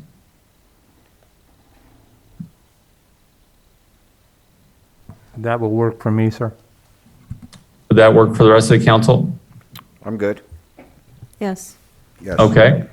I would recommend then we each send our comments to the city clerk so they can incorporate them, and then we have that meeting. We can work out the other items, invite the public to come out, and if we could have a motion for to table this to a special meeting on to the 22nd. So moved. Do we have a time? No, we'll get it later. How's 10 o'clock for all of you? Mayor, could I suggest 9 a.m. if that's 9's fine with me. I'll be there at 6 if you want. So I'm good with that too. 9 a.m. on the 22nd. Is that all right with everyone? Yes. Yes. There's a consensus on that item. Yes. Does that work, Mr. City Manager, City Attorney? That works. That's fine, Mr. Mayor. Thank you very much for everybody's input. Let's move on now to Thank you. Thank you. item F8. Good input, guys. It's very, very good input from everyone. Let's move on to item F8. Yes, thank you, Mr. Mayor, members of the City Council. Good evening. Abraham Prado, Development Services Department Planning Manager and Interim Director. The item before you, titled Proposal for the San Felipe Road Precise Line and Beautification Study, is essentially a master design plan for San Felipe Road between Highway 156 to the north and Highway 25 to the south. As you all know, currently the area right now to the west has a detention basin all along the corridor. Also to the east, there's another detention basin all along the corridor. Currently, there's no sidewalks, no curbs, no gutters. There's existing overhead utilities. There's no protected or no bike lane. There's no park strips, landscape park strips. As you know, also, there are some intersections that are signally controlled, such as Highway 25 in San Felipe. A little bit more to the north, you see that there's another one at Wright Road, McCloskey. You see there's another one also just to the north of that on Fallon Road. And finally, there's another one on 156. It's about a 3-mile stretch, approximately between that whole area. So approval of this item this evening would provide for a complete design of this area, not only to have a nice entry into the city of Hollister from the north side, but more importantly, one that is a safe a safe entry with a precise plan for improvements, such as sidewalk, curb, gutters, requirement to underground existing overhead utilities, the design for a bike lane. Also, the design for potentially additional intersection improvements. I know that currently, because we have been working on other projects in the vicinity, there is discussions and requirements for another intersection improvement on Flynn and San Felipe, and then another intersection improvement on San Felipe, and where Burt Drive will be extending and connecting onto San Felipe as well. But there will be this precise line study would evaluate if those are the only ones, or if there's a potential for additional ones in that area as well. So it goes without say that we will take into consideration all the other studies that have been done for other projects in the vicinity in these past years. At this time, the city of Hollister unfortunately does not have a precise line study for that corridor, for those improvements. The benefits of having an approved ultimate design plan for San Felipe Road for this particular area is that when development occurs, especially along San Felipe Road, the developers will actually be required to do the improvements. As as opposed to right now, because we do not have an approved plan line. At this point, the city of Hollister can only accept the cost, and these are the engineer's estimate costs, and we of course we get them and we provide them and we place them on a deposit account. However, the big benefit of this is that if one is approved, then we'll have it through public input, city council input, and then upon development of a project, then the developer would be required to actually construct, not just receive an estimate and fund, but actually construct. Staff wanted to bring to your attention that we have been seeing a lot of interest in regards to potential development in our north area of the city of Hollister, north of Highway 25 and along San Felipe Road, especially in the most recent future. We have met with various developers in the area, various property owners in the area, and there's a lot of interest of potentially having some developments in our industrial zoning district, hopefully in the near future. So we'll be seeing a lot of that, and having an approved design plan line would be very beneficial upon development of these properties. The attached proposal titled San Felipe Road Precise Line and Beautification Study is precisely to have an ultimate improvement plan for San Felipe Road between Highway 156 and Highway 25 for a nice and safe entrance into the city of Hollister. Pending approval of this item this evening, hopefully, staff will then begin the meetings internally at the beginning of 2022. We're looking at the first week of January, starting to get together to start developing this design plan and hopefully bring it to you within the first quarter or so of the year to have public input and council's input. Thank you so much for your time. Is there any questions for staff? Thank you. Any questions from council? Mayor Velazquez, Tim Burns. Go ahead, Mr. Burns. Thank you, Mayor. Mr. Prado, two questions. I understand the parameters of the request here. This sounds vaguely familiar to me, and it seems like part of the challenge the city faced with the construction of the new Starbucks, as well as across the street, the remodel of the Taco Bell. And so, is there a way to extend that project further, maybe down to 4th Street, to have it encompass more? And perhaps I'm mistaken. And then my second question would be, has this been presented for consideration to our planning commission? Thank you. Thank you, Councilmember Tim. So you're absolutely right. Taco Bell and Starbucks, former Jerry's, there were two projects that we actually took before the planning commission within the last year or so. And at this point, we can extend it further. I think for purposes of getting things going, because of the interest that we're getting specifically for our industrial zoning district, if it would be staff's recommendation, if possible, to move forward with this precise line, and then we can analyze and come back with an additional analysis if it's the pleasure of the council for further south. However, we do have certain sections further south of Highway 25, such as from Highway 25 to Gateway Drive. We have had Rick Engineering help us through other developments that have occurred. Gateway Drive, the hotels that are currently, the hotels that was recently approved and constructed, and the hotel that is currently under construction. We had all of them do traffic study requirement analysis, and so we do have already essentially from Highway 25 to Gateway Drive, a design plan, but it would definitely be beneficial to come back before you to consider an additional extension further south. That would actually be the Northern Gateway or North Gateway General Plan designation.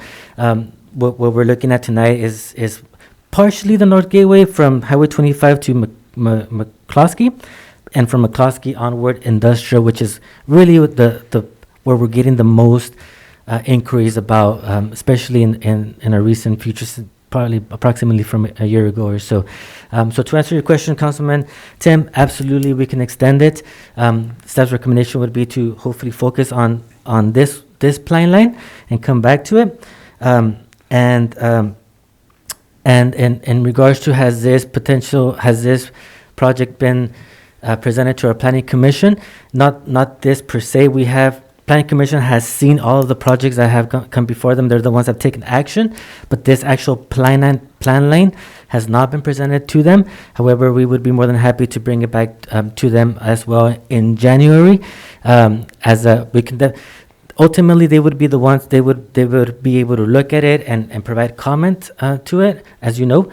However, you as a council are the ones that have the last word, and our hope is for us to get the ball rolling and hopefully get it adopted, have it hopefully approved, and we can definitely bring it as an informational report to the Planning Commission in January. Thank you, Mr. Prado. No, I'm very supportive. I think it's very important. I would say it borders on critical for our gateways into our community. You only have one opportunity to make a good first impression. Sure. And in addition here, it sounds like there could be some certain cost savings if it's only through project management. And so I'd be very supportive of extending it or coming back for another bite of this apple to expand it further south. But I am very supportive, and thank you for your work and your staffs as well. Thank you, Councilmember Tim. Vice Mayor Perez, go ahead, sir. That's a great idea to bring in farther south of 25, especially on the east side of San Benito Street. I've seen a couple cars stuck in there, and they weren't parked. Well, they were kind of parked, but but it's ultimately the safety for the residents. And as far as from 156 north, there is a lot of businesses that are talking about coming in, and it's really exciting for the future of Hollister. Great things are coming. I totally support this, especially if we can start. I don't know that if we could do something, especially between 25 and Wright Road, where we get a lot of pedestrian traffic, and we lost a fellow resident about a month ago or so. Yeah. But I totally support this, and great job. Not just you, but everybody in the department and the people that are talking to all these businesses coming in. It's really, really exciting. Thanks. Thank you, Councilmember Rick. Thank you, sir. Any other questions, comments? I just want to say I agree with all the comments. This is very exciting. A lot of things coming to the airport area. A lot of businesses interested in coming in, which is really going to be great for our community and employment. Very important, as I think Mr. Perez or Mr. Burns pointed out, you get one shot at that first impression. And I think it protected bike lanes, make it pretty through there, give our residents a way to get to work on their bikes or in a safe manner, or again, something they can be proud of. So this is an important step. I agree. The other project going on now is between Gateway and N25. And we do need to extend that all the way south now. Now that we're making so much progress and we see what's coming, we need to make that final connection, that piece that starts to make sense of the whole thing. And again, with the protected bike lanes and again, a way for people to get to work on their bikes or in a safe manner, in a visually pleasing manner. So thank you for all your hard work. Abraham, do we have any other comments? There are no speakers and no hands raised on Zoom. Thank you. Is there a motion? So moved. There's a motion. Is there a second? Second. Motion second. Roll call, please. Vice Mayor Perez? Yes. Councilmember Resendez? Yes. Councilmember Morales? Yes. Councilmember Burns? Yes. Mayor Velasquez? Yes. Motion carried unanimously. Thank you. Thank you. We are now at 8:28. Shall we take our 5-minute break? And we can come back at 8:35. Make that a 7-minute break. Okay. Or do you guys want to keep going? It's up to you guys.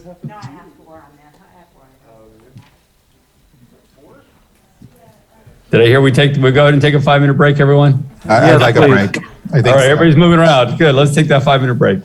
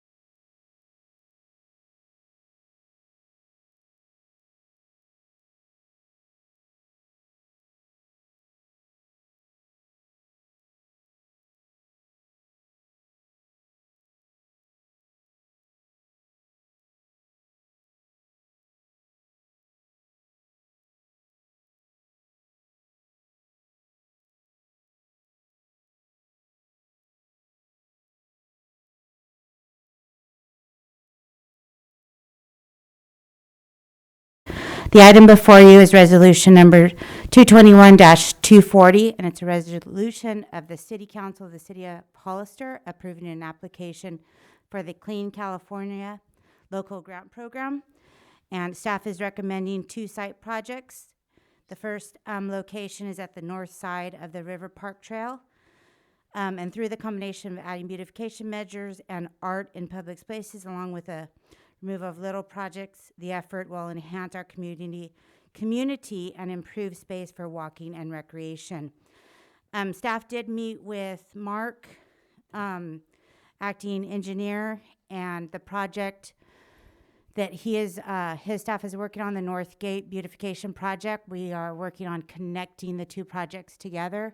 So we were excited about that. I know it's not in the report, but we met with him last Monday to go over some of those connections. And then our second recommendation is along San Felipe and Frontage Road. Just before us, Abraham Prado made a presentation along San Felipe, but this would be down Frontage Road, and it would be another connection to some local services within the county.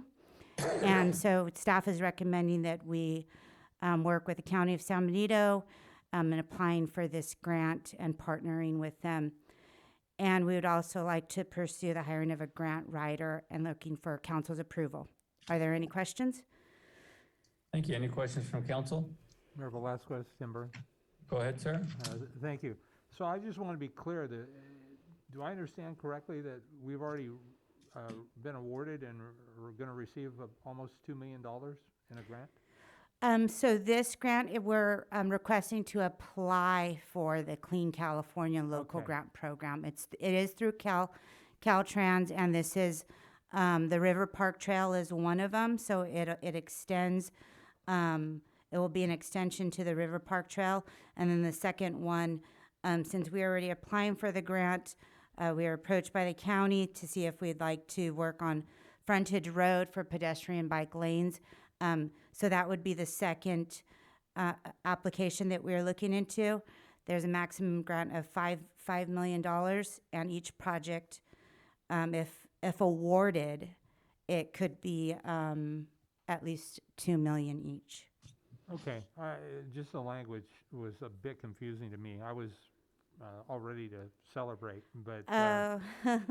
That's on the next item, sir. All right. Yeah. All right. All right. That's my question. Okay. Thank you. Any other questions from council?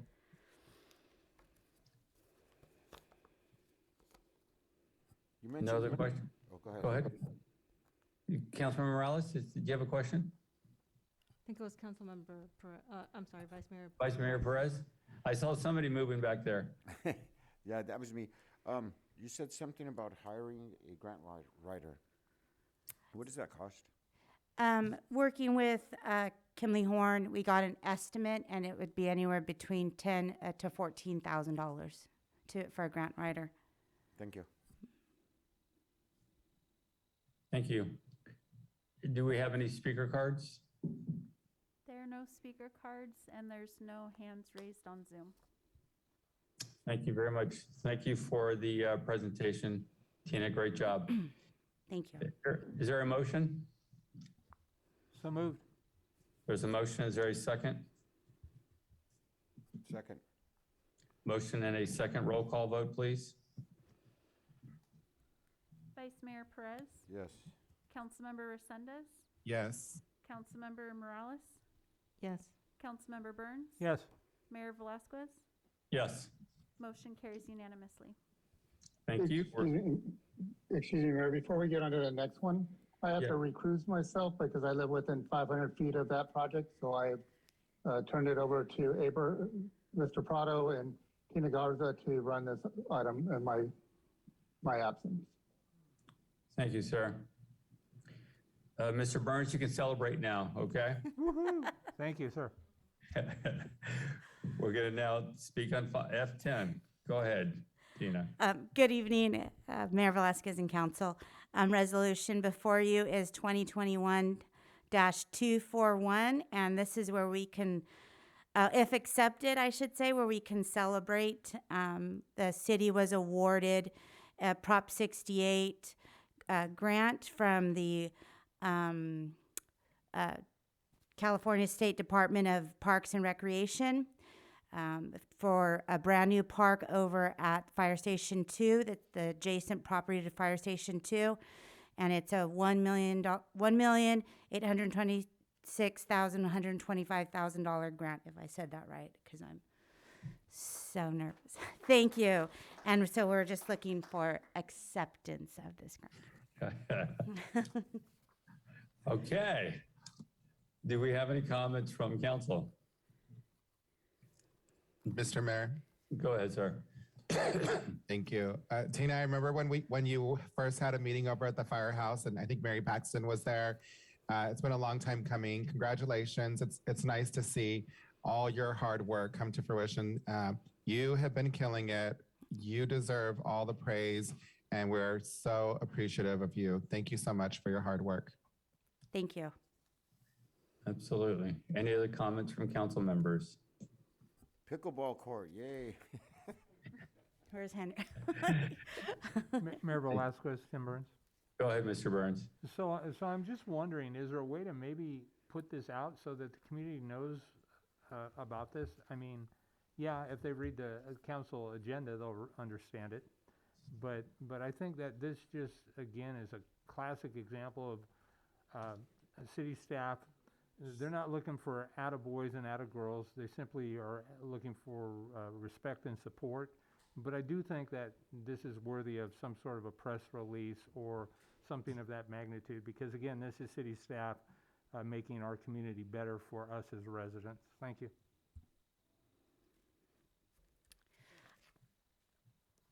Is that a would you like me to work on a? I would, absolutely. Okay, thank you. Great. Absolutely, we'll get this out. Any other comments? Mr. Mayor.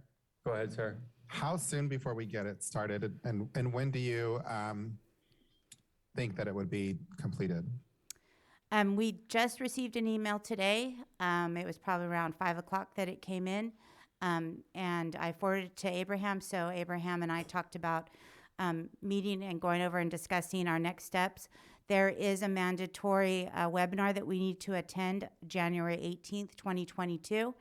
And once we attend that, then we can we could move forward with the design, and we can kind of take care of that and make sure, the bid process, because we've already been awarded. But there's a couple of other things that we have to go through. Abraham and I talked about kind of kickstarting the beginning of the year. We're just kind of wrapping up a few things.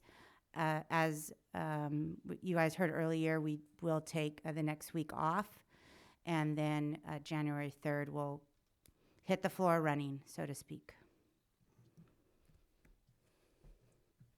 Perfect. Is that it, Mr. Resendez? Yes, Mr. Mayor, thank you. Thank you, Tina. I just wanted to say thank you to you and all the other staff members. Mr. Resendez said it earlier. You guys have been on an absolute roll, making things happen. I was talking to the city manager last week. I think we're probably close to $8 to $10 million in grants this year that we won through the city, if not more. And your team really has been doing a tremendous job. Mr. Burns, you're absolutely right. We need to get this more out to the public, and we'll make sure it's in the next, absolutely a press release. Just want the people to know we have been winning a lot of grants in this city, and it's exciting. And I'm looking forward to incorporating the grant writer. So we're going to be winning quite a bit more in the following years, and we're going to be doing these projects that we've been dreaming about. The fishing pond, finishing that trail around, and all those other great plans that we have in place, and we're finally getting to them. So thank you so much, and thank everyone involved in that process. Ms. Morales, did I see you raise your hand? Yes, thank you. Okay, go ahead. I just wanted to say, Ms. Garza, congratulations for all the work that you've been doing, and I look forward to working with you in the future. Thank you. Thank you. Do we have any speaker cards? Yes, we have one speaker on Zoom, Robin Pollard. You can go ahead and unmute yourself. You hear me? Yes, we can. All right. So this is really exciting news. I've had 3 people in the last couple days ask me what the $1.8 million was for the on the agenda, and I did not know it was for the new fire station park. So I'm going to be letting those people know that that's that fire station, that fire safety station park will be really a great asset to the community. And thank you, staff, and for everyone for being so patient while we go through all the process of applying for these grants. Have a good evening. Thank you. There are no other speakers.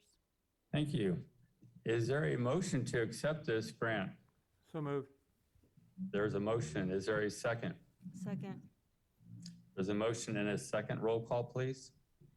Vice Mayor Perez, Yeah. Councilmember Resendez, Yes. Councilmember Morales, Yes. Councilmember Burns, Yes. Mayor Velasquez. Yes. Motion carried unanimously. Thank you. Thank you, everyone. Great job. We'll move now to item G, reports from city council members regarding their committees. Councilmember Burns. Thank you, Mayor. I have nothing to report. Vice Mayor Perez. Nothing to report. Councilmember Morales. Nothing to report. Councilmember Resendez. Thank you, Mayor. I attended COG last week, and they will be presenting last week. Thank you, sir. Mr.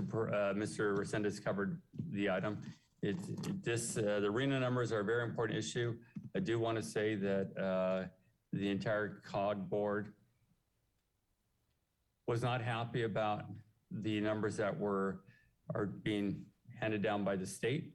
Does not mean we have to build that many units, but it's still frustrating to hear state pushing things without any backup for it. But we'll talk about that as that item comes up. We'll now move to informational reports from City Council. Councilmember Burns. Thank you, Mayor. My gift to council is I will do my best to keep my laundry list short tonight, so you're welcome in advance. So my first comment would be to wish our community a very happy and safe holiday season. Please be smart, please be kind, please be safe. I do want to put out that I am going to be contributing some money to the Marty Richmond Scholarship Fund, and if you have some additional resources that you're looking to deposit before the end of the tax season, please either reach out to me or LULAC. LULAC has been kind enough to administer that scholarship fund, and I'm looking forward to being part of that process to award our graduating seniors through LULAC some scholarships, so please consider that. For council's consideration, I would like for the council to take and consider in January or February or March of 2022, maybe doing a leadership and team building retreat for all of our appointed and elected city officials. We know that we're going to get some, I believe, some potentially great future department heads, and the council is still relatively young in its age, excluding the mayor, and I'm not talking about physical age, I'm talking about years of experience. So I think that could work really well. I've actually worked in the past with a specific consulting firm, and I've asked for them to provide me with some specific information that I will share with the council once I have it, but I'd like to see us maybe move forward in that regard.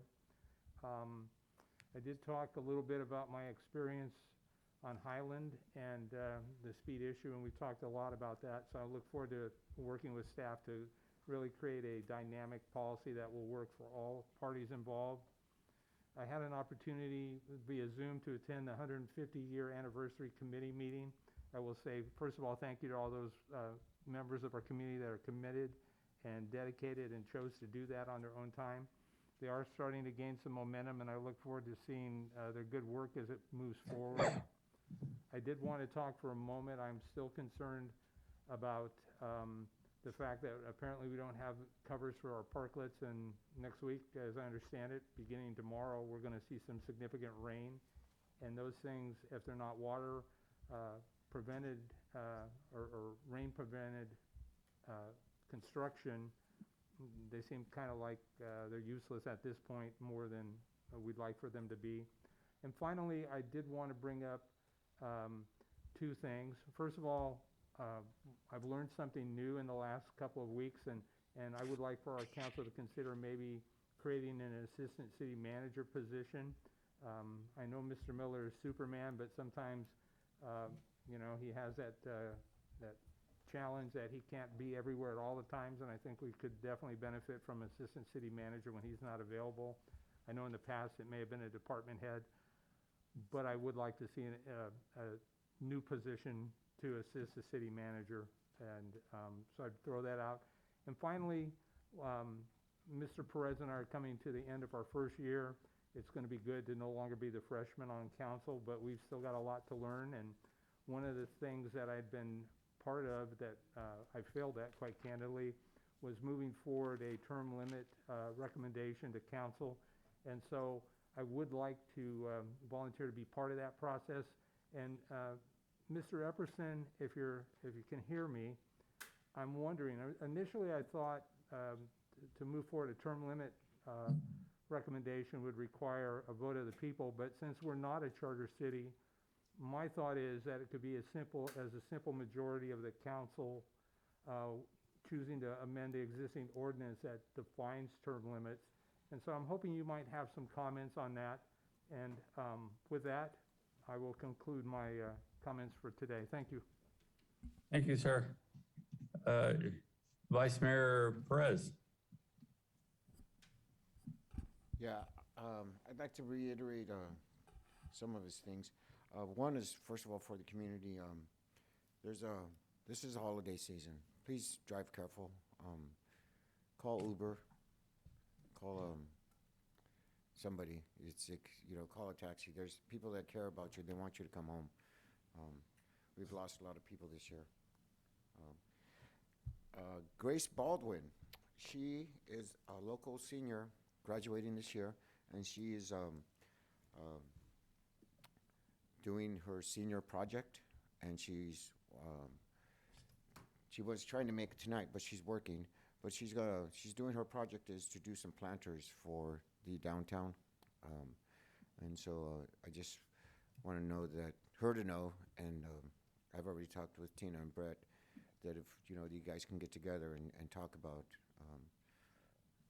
these planters, and then in the appropriate places.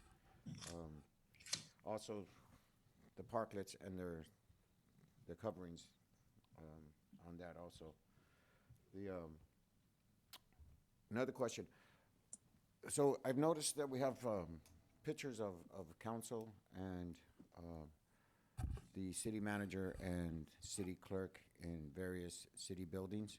I was wondering, why isn't the city treasurer up there if we're doing elected officials? And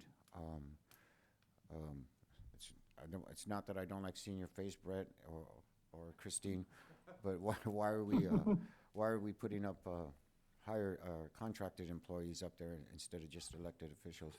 I don't know how we came up with these decisions, but I was just wondering about that. Also, redistricting webpage. I don't know if any council has tried to get on there, but I don't know if it's just my inability or my technical challenges, but I haven't been able to come up with the old maps. So I'll be contacting staff to help direct me in that area, help me out. Also, the term limits. I also was hoping that we would be able to just if we could just direct staff. I guess we'd have to hear from Jason first about just putting in some term limits. Because we have an ad hoc committee, but have you guys met yet, or what's the progress on that? But if we can just nail it down up here at the council, I think we should just go that way. Succession plan, it's like, do we have a plan in place? I mean, you know, if someone gets sick or is, decides to leave, one of our department heads, or our contracted staff, do we have someone that's ready to take their place? You know, God forbid that something bad would happen to them, but we do have a city to run, and so it's like it'd be neat to know that we have people in place ready to step up and take their spots and run with the ball until we can get someone permanently. The awesome job on the grant writing. I don't know much about grant writing, but I don't know why we don't have our own grant writer as a full-time position, but I'd like to get some more information on that from staff. And Merry Christmas, that's it. Thank you. Morales? Thank you, Mayor. I'd like to see on when the warrants are on consent that the following breakdown be added to the finances, and that includes approved budget, actual expenditure year-to-date, and percent allocation. Also, there's the difference between the fund and the division. I'd like to see a cross tabulation of that also be presented. In terms of additions, I concur. I think we would benefit from adding a full-time position, coded position, either a program manager or an assistant manager for identifying resources for our community, to work with our stakeholders and community engagement. They would be responsible to apply, have oversight over either the grants or resources allocated to the city. They would work with the various department heads for implementation. They would be responsible for the outcome measures, any reporting, any of the audit requirements, the evaluation. They would also act as our public information officer to make sure that there is communication about what the city does, receives, and how they're implemented, and the impact that it has on the community. And also to work with our staff at all levels, including, in particular, focusing first on department heads, on just leadership and foundational skill sets that they need for to run their departments. Also, I'd like to just request that the council consider preparing and planning for some of the major grants that are coming our way, or actually are already here. One of them is the infrastructure bill. And I'm just going to list some of the grants that are available to us at this moment. The EPA, again, the infrastructure is $29.5 billion over 5 years. There's an opportunity for us to acquire a fire prevention grant, and CalVIP grant, which is $209.65 million, and that's with the BSCC. So those are just a few of the grants available to us that our community would benefit from. Thank you. Thank you. Councilmember Resendez? Thank you, sir. I just want to take a moment to wish all of the staff, my colleagues, community members a very Merry Christmas and a Happy New Year. I unfortunately did not get to go to the Christmas in the Park. I've seen lots of pictures on it on social media. It looked like it was a huge success. Thank you again to Rec Department. And I'm happy to see that for the Rec Department. I think she's going to make a great addition with all her experience and expertise. So that concludes my report. Thank you. Thank you, sir. I too want to thank the Rec Department on Christmas in Park. Great job. I did not get to ice skate this year. My knee was hurt my knee earlier in the week, and I've been limping around, but I did get to see my daughter out there skating with her friends. So that was a lot of fun. Great job to everybody. All the food trucks that were there doing good business. So shows what we can do in our community. I do want to thank Kimberly Horn. They've done such a great job for us as far as getting ready for our road rehab projects throughout the city. All the traffic calming projects we've done, we've focused on some of the streets that were really had some of the most dangerous areas. Central, Buena Vista's coming up. We approved Lad Lane, Southside Road today. I do want to start planning for the next ones. That would be Memorial Street and Union. So we can start working on some of these ideas again to create these protected bike lanes, slowing down the traffic on some of these areas, whether we're using circles, speed humps, whatever it is, or some of the designs, horizontal, lateral, or vertical. We need to keep going with this.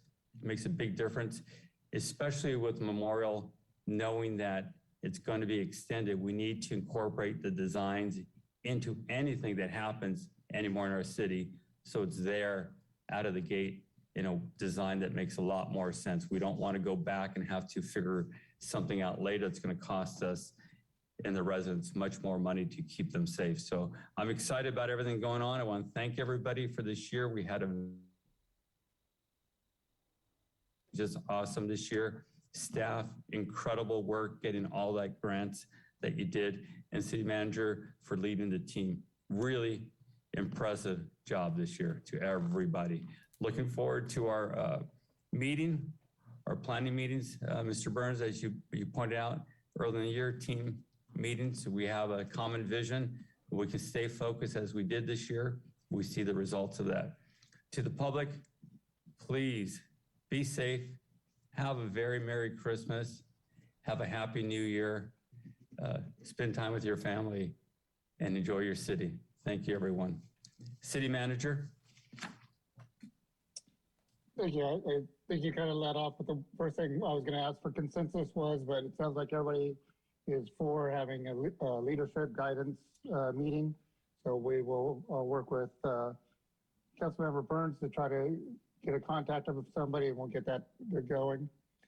On the parklet covers, I am been working really diligently with our building department, trying to come up with a way that the roofs are engineered so that all members of the public are safe. Our concern is wind and or earthquake, but we're trying to come up with something. So we'll as far as the city assistant city manager, it is one of my goals the last 6 months of this fiscal year is to bring a position to council, because yes, I would like to have somebody that can help out and keep this city moving smoothly, especially with the downtime I've had this last week. But speaking of that downtime, I'm pretty transparent. I think everybody knows that I caught COVID last week. It actually caused me to end up in the hospital for preventive measures, and I just really want to thank the Hazel Hawkins COVID emergency team for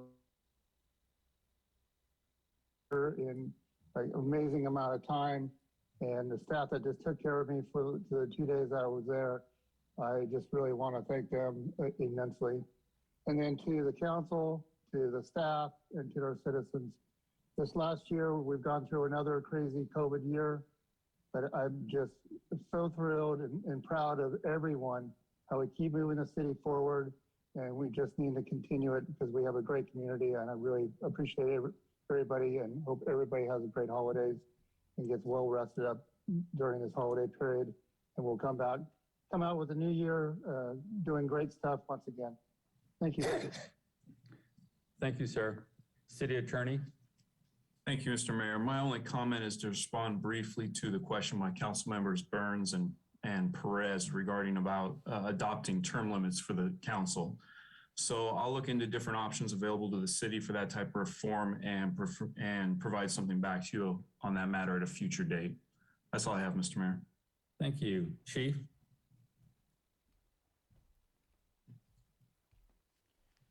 Yes, Mr. Mayor, members of the City Council, we'll try not to go past the 3 minutes. I just wanted to report to you that starting in 2015 and then again in 2017, there was a legislation that was passed, RIPA for short, but it's Racial and Identity Profiling Act, and that requires the police departments throughout the state of California, all law enforcement agencies, and university police to collect perceived demographics and other detailed data regarding pedestrian and traffic stops. Basically, anyone that the police department contacts and or has to detain or search. During that process, it was phased in over the last 4 years, and the first wave were the larger agencies in the state, like this California Highway Patrol, LAPD, the county agencies, and there were subsequent waves of larger agencies coming down to the smaller agencies, and that's wave number 4, and Hollister Police Department is wave number 4. So that means starting in January, we have to report this information to the Department of Justice. And we started working on this last year. Captain Pitanio, who's here, Captain Olson, Detective Sergeant Michael Patty, our Administrator Supervisor Valerie Reyna, and myself were looking into the best ways to handle this. And just to give you an idea, it's a 4-page report for every person that we contact and we detain. And the first part is the officer's information, how many years of service and what their assignment it was at the time. The setting, the date, the time, the contact, how long it lasted, the street, and whether the person is a student, and then what the perceived race or identity is of the person, the perceived gender, perceived any disabilities, the reason for the stop. Was it a traffic violation? If so, was it a moving violation, equipment violation? And reasonable suspicion that engaged the reason for the stop, and there's several checkoffs there for that. And any actions that were taken, whether the person was asked to exit their vehicle, whether a field sobriety test was administered. There's about 20 different checkoffs that you could do for that. And then if there was a search, what was the basis for the search? Was it consent given? Was it a search warrant? Suspected weapons, et cetera. And then on the last page, if there was property seized, what basis for that? What type of property was seized? And if there was contraband, what kind of contraband that was? And then finally, the results of the stop. Was there any action taken? Was there a warning? Was it an arrest, a citation, and all of that? The team that was assigned to look what is the best way of getting this information, obviously filling out 4 pages for every contact can be time consuming. We ended up going with a company called Veritone, and they have developed an app on the phone. And we've, with the help of Paul De Silva, who's been working with Veritone and the Department of Justice to make sure all of this has been working, we're at the point where we've been testing this, and so far so good. Officers are not required to do it, but they have been doing it starting this week to make sure the whole process takes in place and is ready to go on January 1 when we're required to do this. Officers will pull out their app or on their MDC, on their computer in their car. This is web-based, and they fill out all this information. And once they get used to this, you're talking about 1 to 2 minutes tops, sometimes very quickly, 30 seconds, because there's a series of checkoffs. And it prompts you, and it actually, if you're at the location of the stop, it actually pre-populates your location through GPS. So there's ways to try to make it faster. Obviously, we don't want this to be a factor of officers not contacting people because of the work that's required. But I think it's so far so good. With the thanks of Paul and the team and Veritone, it seems to be working. So we look forward to being in compliance with the state and reporting directly to DOJ through the system and doing it as efficiently as we can. So I just want to let you know of the requirements that we're under starting January 1st and the steps that the team has taken. And I think that so far this solution seems to be an efficient way of being in compliance and reporting all the information that the state requires. Thank you. Thank you, sir. City Clerk? The only thing I wanted to mention was just to remind the public that our next public hearing for the redistricting process is Saturday, January 8th at 9 o'clock. It will be open to the public in person or on Zoom.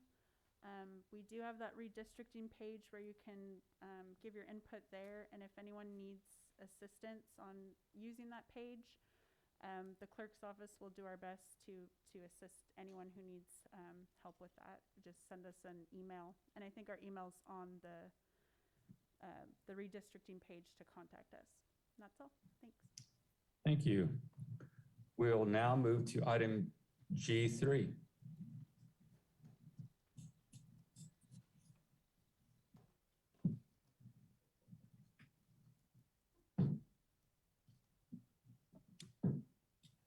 Good evening. This is Eva Kelly with the Planning Department. Can you all hear me? Yes, we can. Great. Thank you. Item G3, if you'll recall, at a few meetings ago at the council, I presented on the RENA methodology and the current process that city staff and county staff and San Benito Council of Governments, COG staff, was at with preparing the RENA methodology. And the council requested some more information on RENA and what that means and a little bit of how the methodology process works. So San Benito Council of Governments staff was kind enough to prepare a presentation for the council tonight to discuss more about the methodology. So I do have, I believe, COG staff online, and I will hand it over to, I believe, either Mary Gilbert or Veronica Lazama for their presentation. Good evening. Can I be a panelist? I'm trying to share my screen here, but I don't see it. Oh, there we go. And then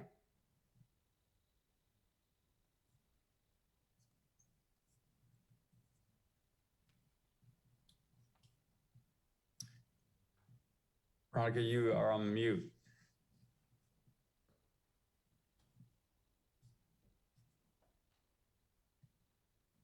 okay, can you hear me now? Yes, I can. Okay, perfect. And I assume you can also see the presentation slides? I cannot. Okay, one moment. Is that up there? We're not seeing it. 1 second here.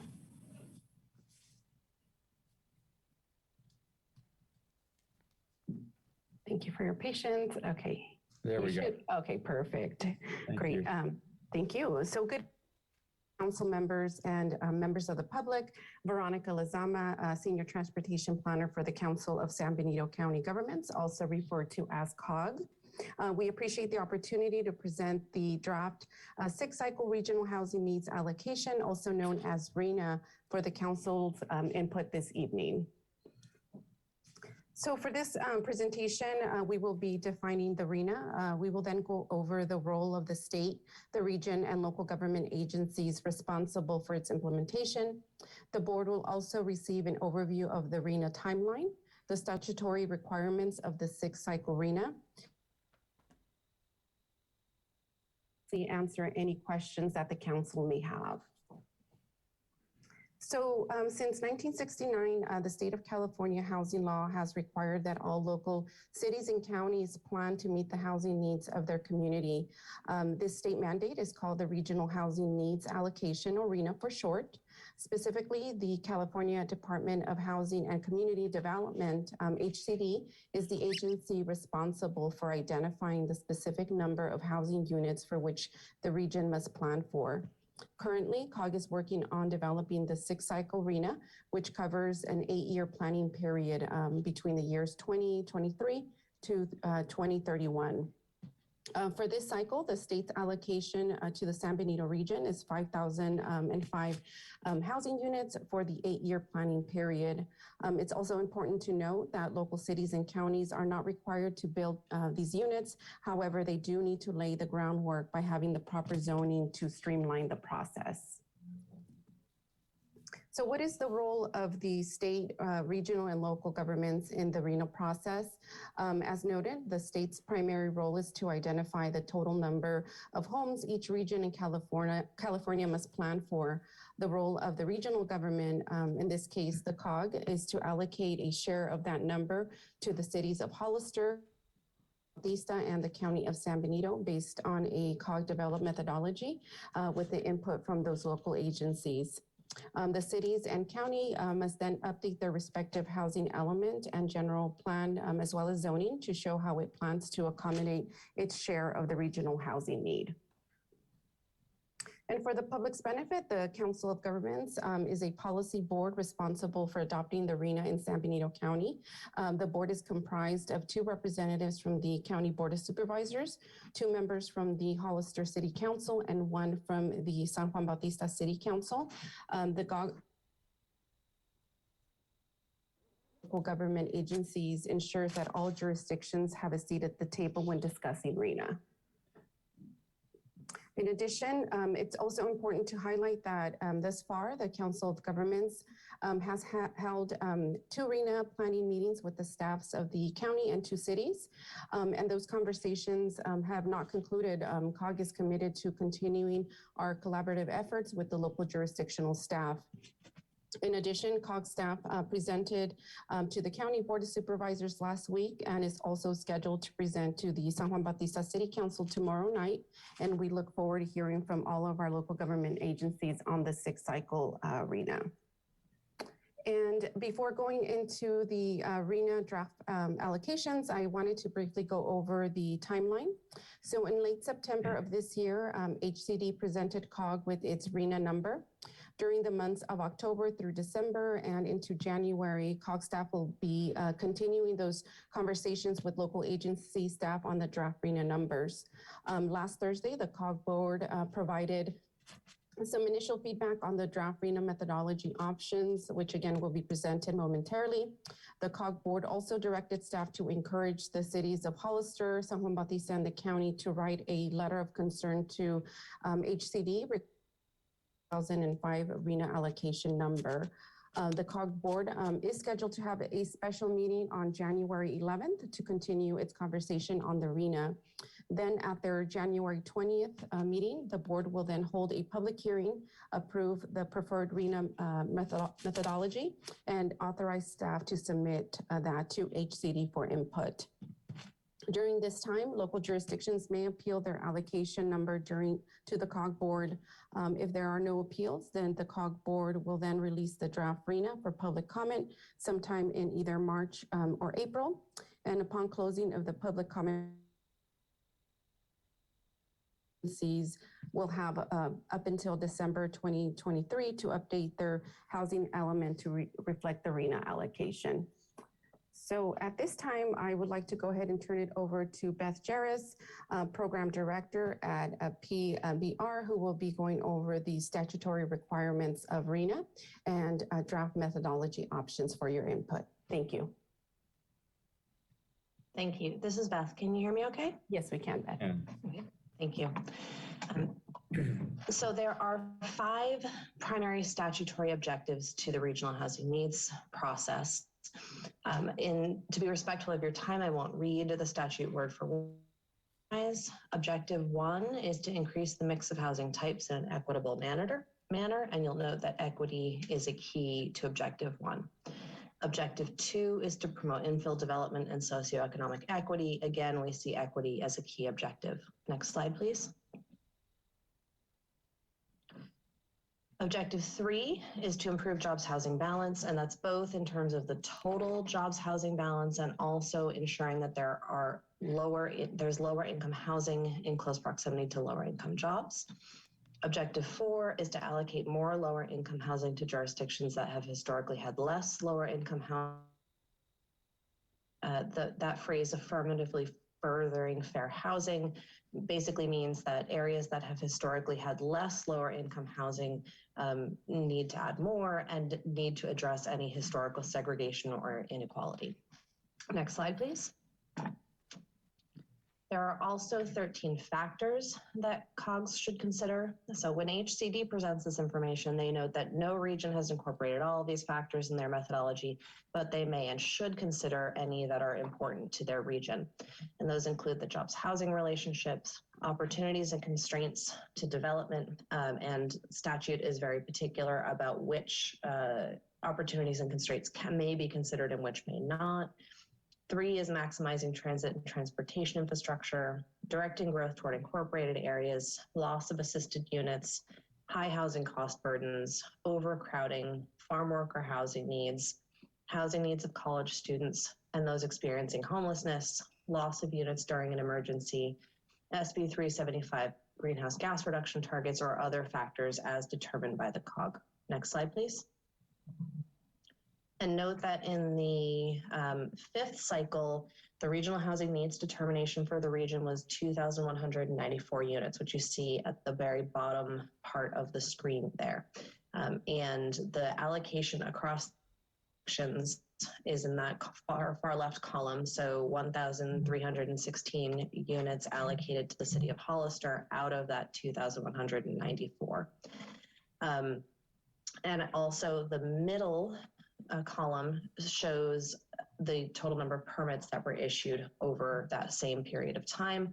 And the entire region has done quite well in constructing the units that were planned in the fifth cycle. More than 70% of units that were planned for were built. And again, the whole process is about planning and making sure that there are adequate sites and making sure that housing elements are up to date. Construction over the last cycle. Next, one other piece to keep in mind, that 2194 number. With the sixth cycle, the one that we're going into, there are several changes in state law that have increased the housing allocation to all regions around the state. Regions allocations have doubled or more than tripled in some cases. So the housing allocation for San Benito County is 5,005 units for sixth cycle. And the state also issues allocations by income category. So 1,110 very low income units, 890 low income units, 947 moderate, and 2,058 above moderate units. Next slide, please. So the next couple of slides that I'm going to walk through are methodology options that COG has developed in consultation with staff from local jurisdictions over the last couple of months. These are a starting point for discussion, and as was alluded to earlier, perhaps not the ones that will be going forward, but to give you a sense of where this is coming from, the leftmost column where it says housing is the number of housing units that are expected to be constructed as part of the regional growth forecast that AMBAG produced for the transportation plan. Those numbers were also developed in consultation with each of the local jurisdictions and approved by the AMBAG board about a year ago. The next chunk of information is the number of jobs that each jurisdiction has in 2020 and their share of the region's jobs, and about 1,660 units of the 5,000 is allocated based on that in this method. And then the final chunk is what's called resiliency. So it's the proportion of each jurisdiction that is not in a high wildfire risk area, and looking at how that might affect growth over time. And 293 units are allocated based on methodology option A. Next slide, please. Methodology option B looks at a similar mix of factors, but instead of 10 years of forecasted housing unit change, it only looks at 5. So basically more units, 3,030 are allocated based on jobs, and more units, 535 are based on resiliency. Next slide, please.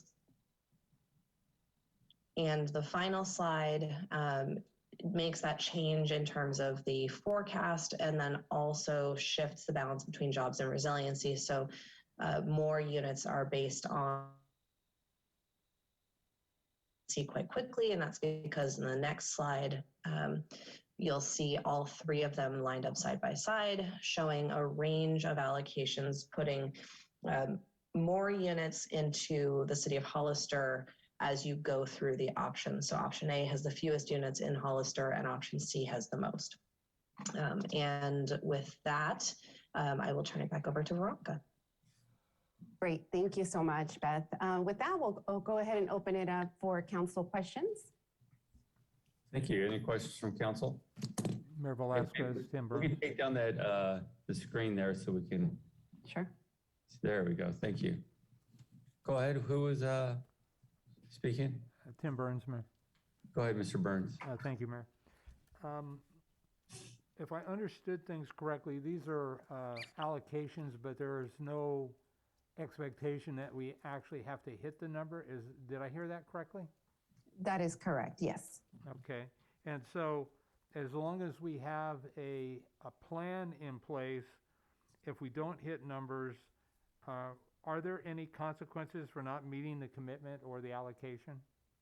No, there's no penalty. The only penalty that would come into place would be if a local agency would decide not to planner zoning to accommodate potential future housing, but there is no direct penalty for constructing these units. That is correct.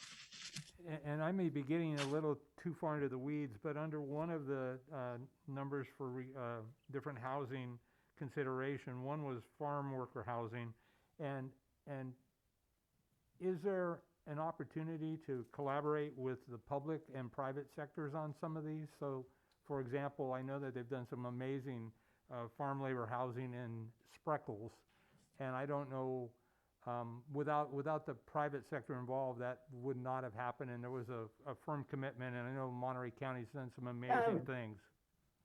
Yes, so the local government agency would be the one responsible for setting what the housing would look like.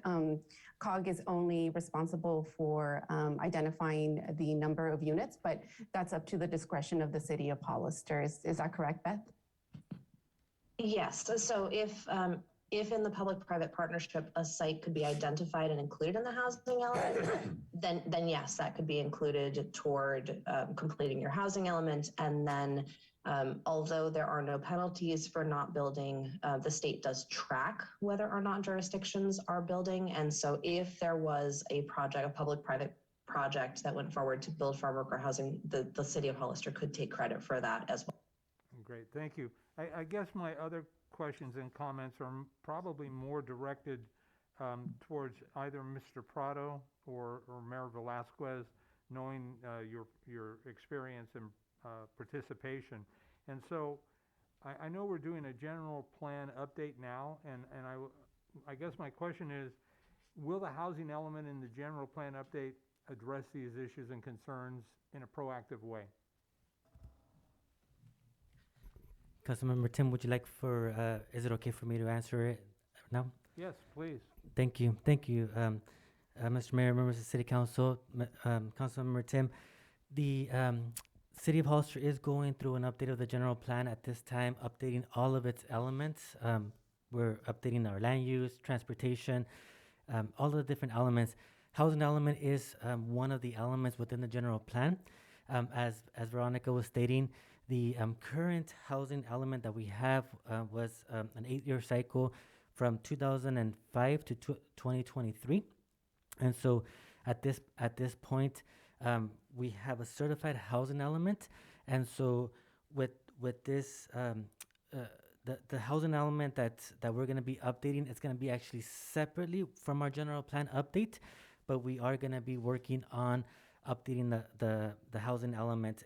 It's different from the PlaceWorks housing update general plan update that we're doing, but it's gonna be folded in with the overall update of the general plan. So to answer your question, the housing element per se right now, we're not working on with the update of the general plan, but we are gonna start the process separately beginning in 2022, focusing specifically on the housing element, and then we'll be folding it in to the general plan. Thank you, Mr. Prado. That completes my questions, and thank you to the COG staff as well. You're welcome. Any other questions from council? Yes. Go ahead, Councilmember Morales. Thank you for the information. I just, did a regular search, and you talked about not having any penalties or issues. Can you tell me the implication of not receiving letters of non-compliance from HCD and the impact that Senate Bill 102 has? Because Yes. and the state mandates for cities. So if you can just share a little bit more on that, I would appreciate it. Beth, did you want to go ahead and address that? Sure, I will do my best. I am a demography and housing expert, not necessarily a legal expert, but I've worked on RENA for years, so I will do my best to try to answer that question. The There are penalties for not having a housing element that's in compliance, and they include things like losing out on state funds and not being eligible for certain programs. There are new state laws, and I don't recall exactly which one, that also suggest that if your housing element is not in compliance, and certain low-income sites could end up being ministerial permits, where it, sort of, there's less oversight, less city oversight in the development of the project. But I don't have a lot of detail to share about exactly what penalties could be in place. And if I may, Councilmember Morales, what we can do is do a look into seeing what potential funding, would be at risk. But again, that would only happen if a city or a county does not amend their general plan to accommodate RENA. And not associated with actual, building of the units. Thank you. Any other questions? Councilmember Morales? Did you touch on Senate Bill 102? Beth, are you more familiar with that? I'm not as familiar with that. I am not. Yeah. Can we get information back in another way? Sure, we can do that. Thank you. Mr. Mayor? Is that it, Councilmember Morales? Okay, Councilmember Resendez, go ahead. Thank you. To address, I forgot who it was that was asking about the general plan.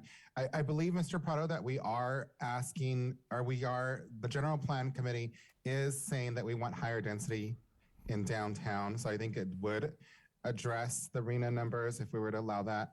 I think there's a push from the state to have more higher density mixed use projects near transportation hubs, is my understanding.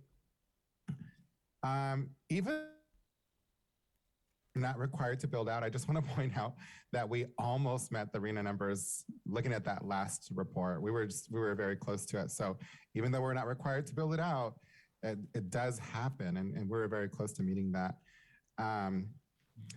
Also, I was going to ask the COG staff to please provide us with the policy that dictates how the RENA numbers come about. I'd like to just come through it and see. I'd like to familiarize myself with it. So if we can get that to us, I'd appreciate it. I can drop it in the chat. Okay, perfect. And then just to speak as to what happened at COG, I think everybody there was not happy about the RENA numbers. I provided a letter to COG. I believe it was addressed to COG, Ms. Lazama, wasn't it? Correct, yes. That they weren't very happy about it. The COG board also decided to write a letter to the Senator Caballero and Robert Rivas and to I don't know the department, I forget what it's called, the people that assign us the RENA numbers. HCD. Thank you, HCD. So I would request that the city council also considers writing a letter. However, I'm a bit of a pessimistic and I think it's gonna just fall on deaf ears. That's why I would really like to. In short, I think what we're looking at is coming up with a creative way to earmark, and Eva spoke to this earlier, and I was a little bit spooked when she first spoke about it, but I think what we're looking at is potentially taking on the majority of the numbers to appease the state, but if there's a way that we can earmark those to be for more higher density / mixed use, if and when we build out in that sense. Because the county does not want to take on any more of that housing as either, is my understanding. So I'm very much looking forward to continuing this conversation. It's an interesting one. I did run into Robert Rivas this morning, and he pretty much said everybody is not happy about the RENA numbers. But I think that there's a push from the state as well. I discussed that with him to have more higher density next to transportation hubs, and the state's trying to look at it in a different light. Single family homes, I don't know of any elected official here in the county that is in favor of approving or building any more single family homes, but I do think that we need more affordable senior housing, higher density, multifamily, so I'm all for that. if it's done in the right way. So those are my comments. Thank you so much. Thank you, sir. So I'll listen to the other council members that have questions or comments. Mayor Velasquez, Tim Burns, one last Go question. ahead, sir. If the redistricting that was proposed goes through, will that alter this in any way? No. Thank you. So I do want to give some input on this. It can be a complicated issue here, as is mentioned. Basically, the arena numbers are assigned, and it is what it is. And there really is, if we send an appeal, that they're going to reject the appeal.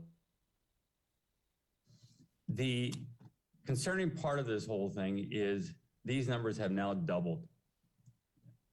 You can see the impact of just the last set, we did 72%. Right now we're at capacity on Highway 25. COG has been working diligently trying to get this new road built. But with all the requirements from the state, that's still 10 years out. Even though the voters voted for it, we have the money to fund it, it's still 10 years out with all the work that needs to be done as far as environmental studies, designs, and so on, all through some of the state rules. Thing with the rail, we've been working on trying to get rail. That's a good 10 years out, plus another 100 million, if we can get the private owner of the rail line to let the community use that rail line. But there's different ways to do this. It's very important to understand, as it was pointed out, the numbers don't mean we have to build. But if we're not planning wisely, that's what ends up happening in our community. We've seen this already. We've seen this endless amount of single-family homes being built in our community. And really what's happening is it's pushing out our own residents. Now, when you look, the state will say things like what they really want is more affordable housing for the communities and low-income housing and so on and so on. But 50% of the numbers are for above moderate. In other words, they're for single-family homes. This is where we get into trouble. And I've said this before with the state. The state just needs to be more upfront and honest about it instead of hiding it in different ways. But as a community, smart planning really changes the game here. And I think our general plan that we've been working on, it's going to be coming to us for approval this year. We took a lot of that into consideration, really working towards within the city, because the issue that's been happening is builders have just said, we don't want to build high density. We want to build single family homes. That's where we make all our money. And unfortunately, over the years, we've allowed this to happen over and over and over again. Now, the laws have changed in our state. So partly I'm against a lot of these things, partly I'm for it. And what we could do and what we need to do is make sure each and every project is or has a higher density, so we have a higher mixed use within every community along with the single family homes. And then we'll throw a duplex at the corner of the project. Now we could, as a city, demand any and all projects to have a higher density. That will help meet these requirements with the arena numbers, and it helps our community because now we're providing housing for our own community rather than just single family homes. So that really has to be a priority. The density is the key to this in the future. The other thing we need to do is work with the county to take their numbers in and put them into the city. Now that might sound counterintuitive and say, well, we don't want that. But the reality is the infrastructure is, and if we can again stay focused on the higher density, we won't have the sprawl that's happening in the county. We can see the impact in our city from the sprawl that's going on throughout the county. And I think the county now sees the impact to them also. So we need to work with them. And I think at this time, they might be willing to start working with us, maybe assign some of those numbers back to the city where we can control growth through higher density, which doesn't mean we're stopping growth, but we're planning better because it helps financially as far as our infrastructure is not creating the same strain. more and more roads or more need for more schools. The thing with higher density is a lot of our residents right now are already doubled up in homes. So this gives them the opportunity to buy some of these multifamily homes. So that starts to make sense. The reality of single family homes is most people buying them, or a great majority, and we need to get these numbers, are really coming from out of town now, because very few residents can afford $800,000 homes in our community. So planning well, being smart about it can lead us to a program that makes sense. One of the things that we discovered when the state was coming down with mandates on building, I pointed this out, was the county is actually exempt from these mandates because it's a rural county, more than 50% rural. So they're actually exempt from having to comply with these state laws because the state themselves say we need to preserve prime ag land, ranch land, all these things they want to preserve because once we lose it, we lose it. You can see San Jose area, you can see Southern California for an example of that. So we need to be protective of our farmland, especially prime, and even our ranch land. And again,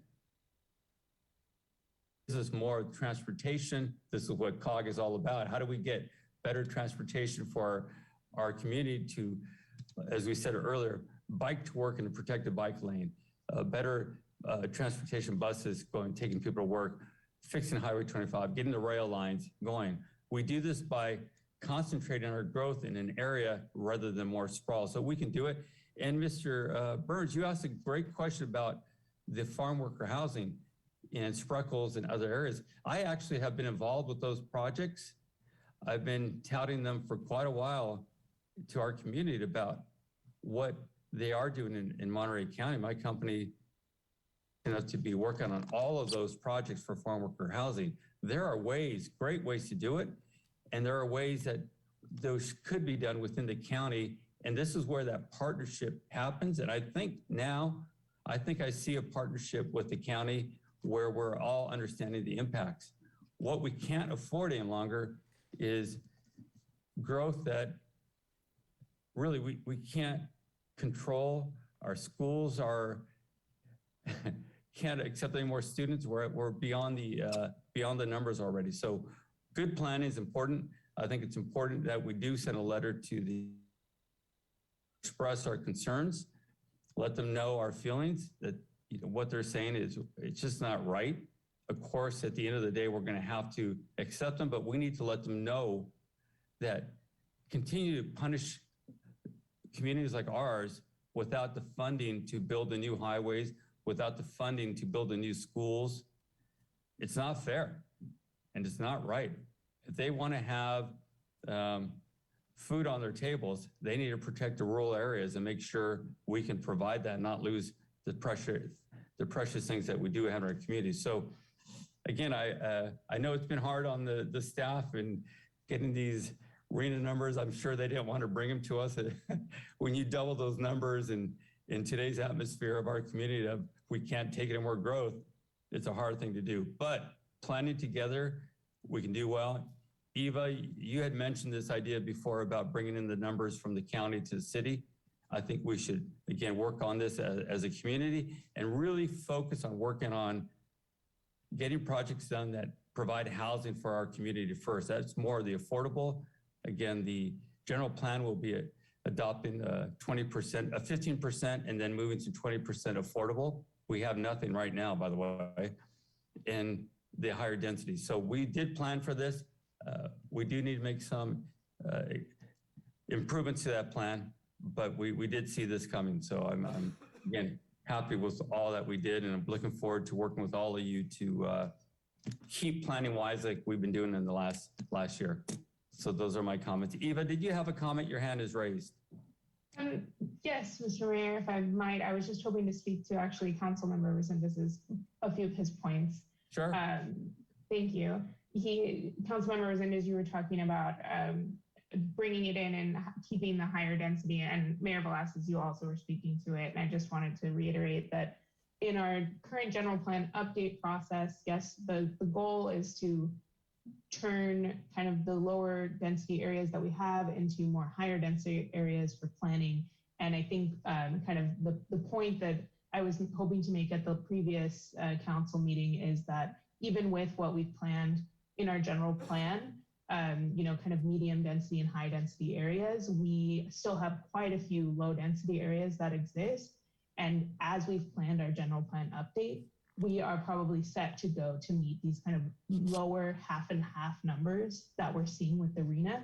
And so I think our goal as staff was to push further into those low density areas and turn those also into high density areas in the housing element. And to speak to Abraham's point earlier, while the general plan update that we're currently working on with PlaceWorks isn't specifically going to address the housing element, planning staff has about $300,000 in grants ready to go, waiting on these RENA numbers to be official, to have a consultant assist us with our housing element. And to speak to Councilmember Morales' point earlier, that's one of the types of grants that we would not be eligible for if we did not have a housing element in compliance. I believe we have our LEAP and REAP grants that the city is going to be able to use towards our housing element and funding that planning process. So yes, I think the city's goal is to keep moving towards infill. That's what we're hearing, infill, high density in the downtown, eliminating the sprawl that we're seeing in the county. So I do understand that it sounds scary to take these numbers into the city, but as we've talked about, it really is a planning effort. And this way, when we see these lands come up for development proposals, we'll be seeing a high density proposal instead of a single family proposal. So I think.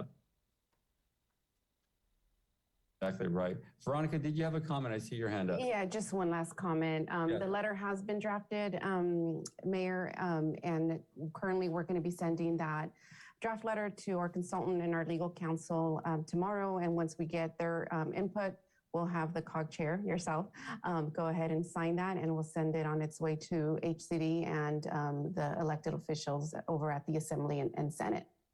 Thank you. Mr. Resendez? Thank you, Mr. Mayor. And to that point, Veronica, I'm hoping that the city of San Juan Bautista will consider writing a letter. It sounded like there was some interest in that, so maybe you can make mention of that to them. And again, before we leave here tonight, I would really like for consider writing a letter, because even though, as I said, I'm a bit of a pessimist, I think it's going to fall on deaf ears. I think it sends a very unifying message to the state that we here are all invested in our community and we're going to stand by what they are asking us to do. And it's been very clear that they, they need housing for the residents that live here. Gentrification is happening. We're getting pushed out. It's a very sad thing to experience, and we cannot afford to buy homes in our own hometown. So I would really like for the city council to consider joining the efforts and writing those letters tonight. Thank you. And we can also share the letter with the respective agencies. And if there's a consensus from the council, we could draft a letter through COG, if that works with the council. Do we have any speaker cards? We do have a speaker on Zoom, John Roble. You can go ahead and unmute yourself. So I'd like to compliment you guys on your thoughts and thoughtfulness on the future planning for our community. I think you guys are going in a really good, positive direction, but I have some. So my curiosity is, how does this whole process fit in with a general consensus of the community that the growth is already at unacceptable levels when they're calling for more than double what we've already done? I find this to just be appalling. So the other question is, where's the mandate for increased jobs to support the number of new community residents?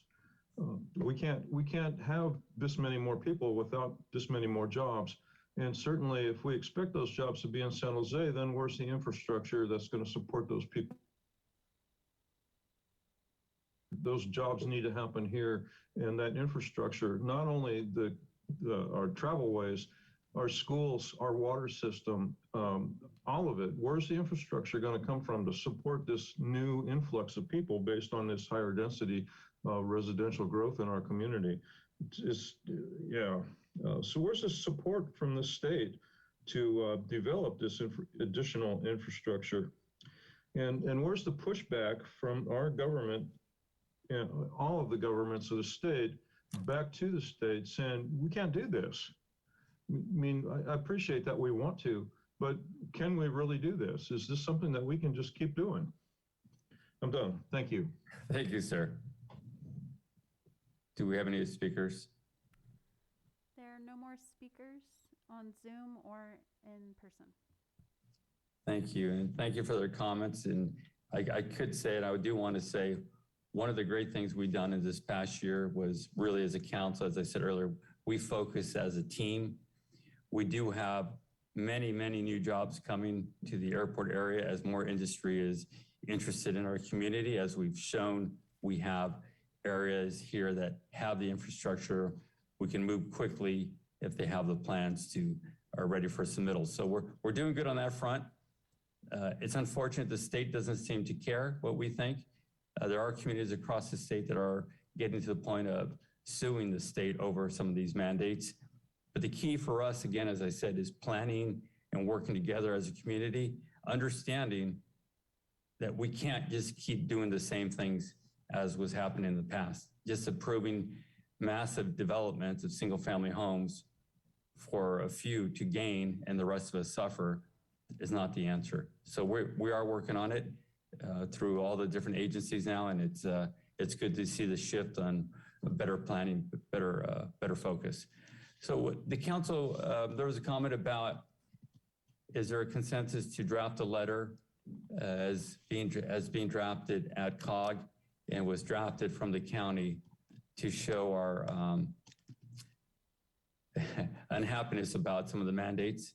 I'll say again, very likely HCD will kick that out, but that's okay. I think it's important that we do send a message, as Mr. Resendez mentioned earlier. Is there a consensus for that? I support it, Mayor. Tim Burns. Thank you. Sir Vice Mayor?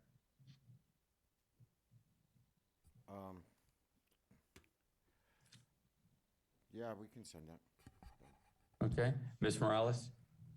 So to clarify, the letter would just say, we don't like the numbers that are being issued?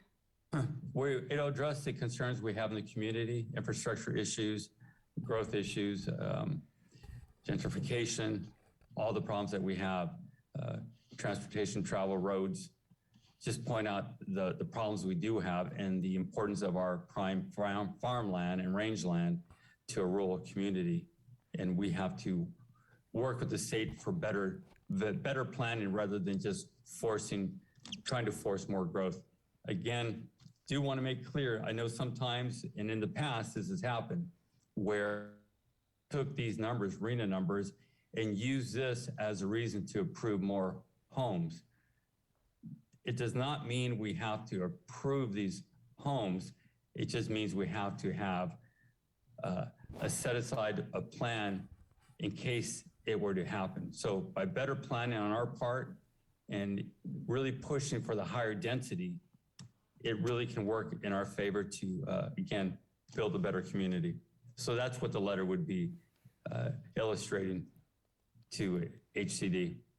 I would like the council to consider if the state is asking for these numbers, that the state also consider adding the San Benito County, San Juan, and the city of Hollister on the infrastructure that pays for a lot of the work, the roads, green, airports, and it is the money that is allocated to address a lot of these issues for our infrastructure.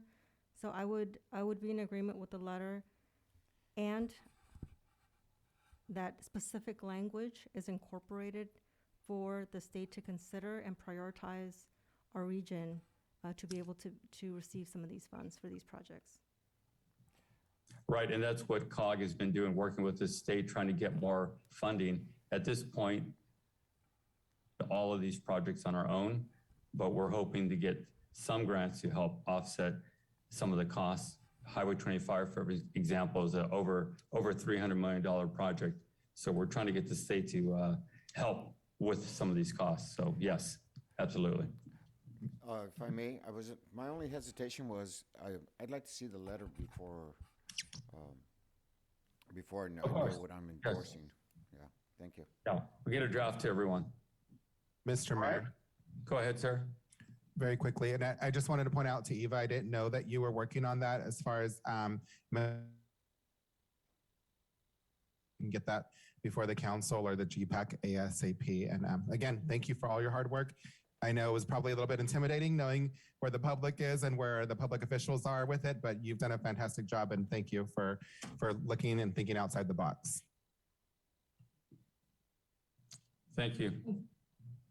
All right, at this point, let's go ahead and move on to item G4.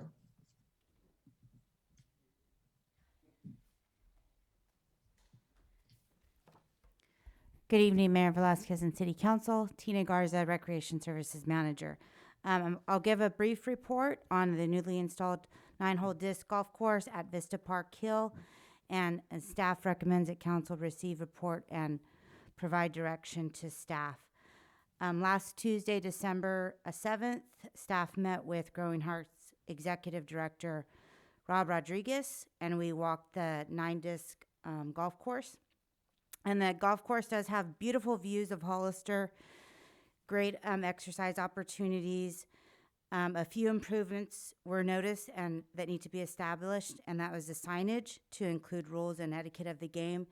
And that some of those signage proposals were included in the packet, and I also included some pictures of the golf course, the buckets that are used. I'm not sure if I'm using the right terminology, but we'll bring Rob up here and he can provide more information. But these were installed, and what we have here is these we're just going to call them buckets for right now, are installed. The bottom part is cemented in. They did have a contractor come in and help install, along with volunteers, Rob Rodriguez, CR Gonzalez, who are here to answer additional questions if there are any. But that was the few things that staff noticed that just need to be added to this golf course. Are there any questions? Thank you. Any questions from council? Mr. Mayor. Go ahead, sir. Not necessarily questions, but I do have some comments. So before sitting on the council, I was a bit of a community organizer / activist, and I've done things like this before. I look at things from a different lens now that I'm sitting up here. So I can appreciate what was done, but on the other city in a huge liability situation. So I think the city and especially our Parks and Rec staff is very approachable. I would just caution that next time, because we don't want every member of the community or every organization to go out there and to take doing these types of projects upon themselves without consulting with us first. So I think this is a huge win and it's a big success. It's my understanding that this is something that was talked about before in the past. So I completely support it, but I would just caution and ask that if anybody ever is out there considering doing something like this, to please come and speak to the city before taking. Thank you. Any other questions, comments from council? My only comment would be, when is your first contest tournament? Let us know. Thank you. Thank you. I want to say thank you to the group here. As Mr. Resendez said, this actually was brought up a few years back. There wasn't support for it at the time. As I said here earlier, this council has really been focused on bringing some great stuff and open-minded to all these different ideas. And I do agree with Mr. Resendez. We need, right? And again, this council really is looking forward to hearing new ideas and excited about them. Here's what I would add to this. if this same group can go back, approach the county, because one of the conversations at the time was to do one of these at Park Hill and at the new park along the high school there, the new county regional park. That was going to be the second course, a bigger course. So if this group can go back, have that conversation, because I think at this point you have a group of county supervisors that are also very open-minded and looking for some of these in our community. And I'm really looking forward to hearing the results from that, because I think it should be and will be a go. And again, these are items that bring more people to our community and give our residents a chance to have some fun. So hope you guys can make that happen. Looking forward to hearing back on that. Any other comments? Do we have any speaker cards? Yes, the first speaker is Rob Rodriguez.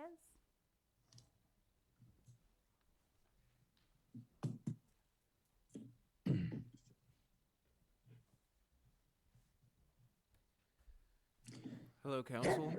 Thank you for, it sounds like you guys support the course, so I really appreciate that. While I was one of the participants volunteers who showed up to install the course, our organization's logo is put on the signs that were included in your packet. I'm the executive director for Growing Hearts Garden Center. Growing Hearts was not directly responsible for installing the course.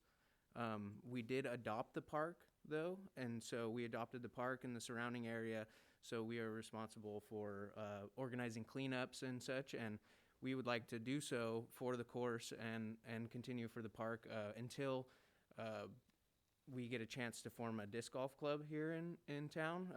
Most disc golf courses are supported by a club, which would be a 501c3 that gets together to raise funds.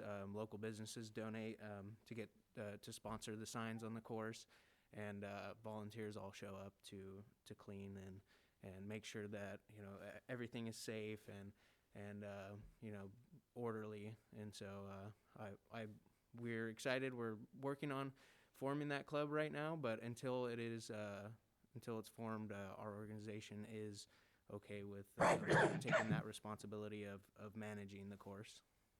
Thank you. Thank you, sir. Next, we have C.R. Gonzalez.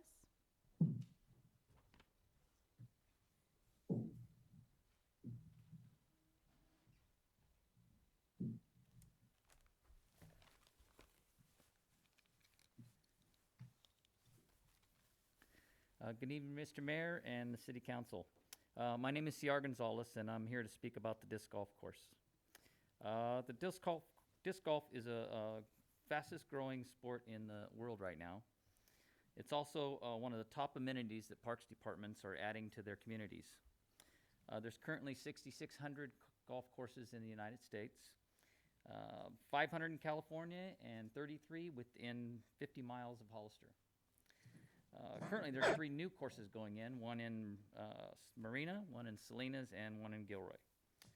There's many benefits to having a course, getting outside, fresh air, fun way to exercise.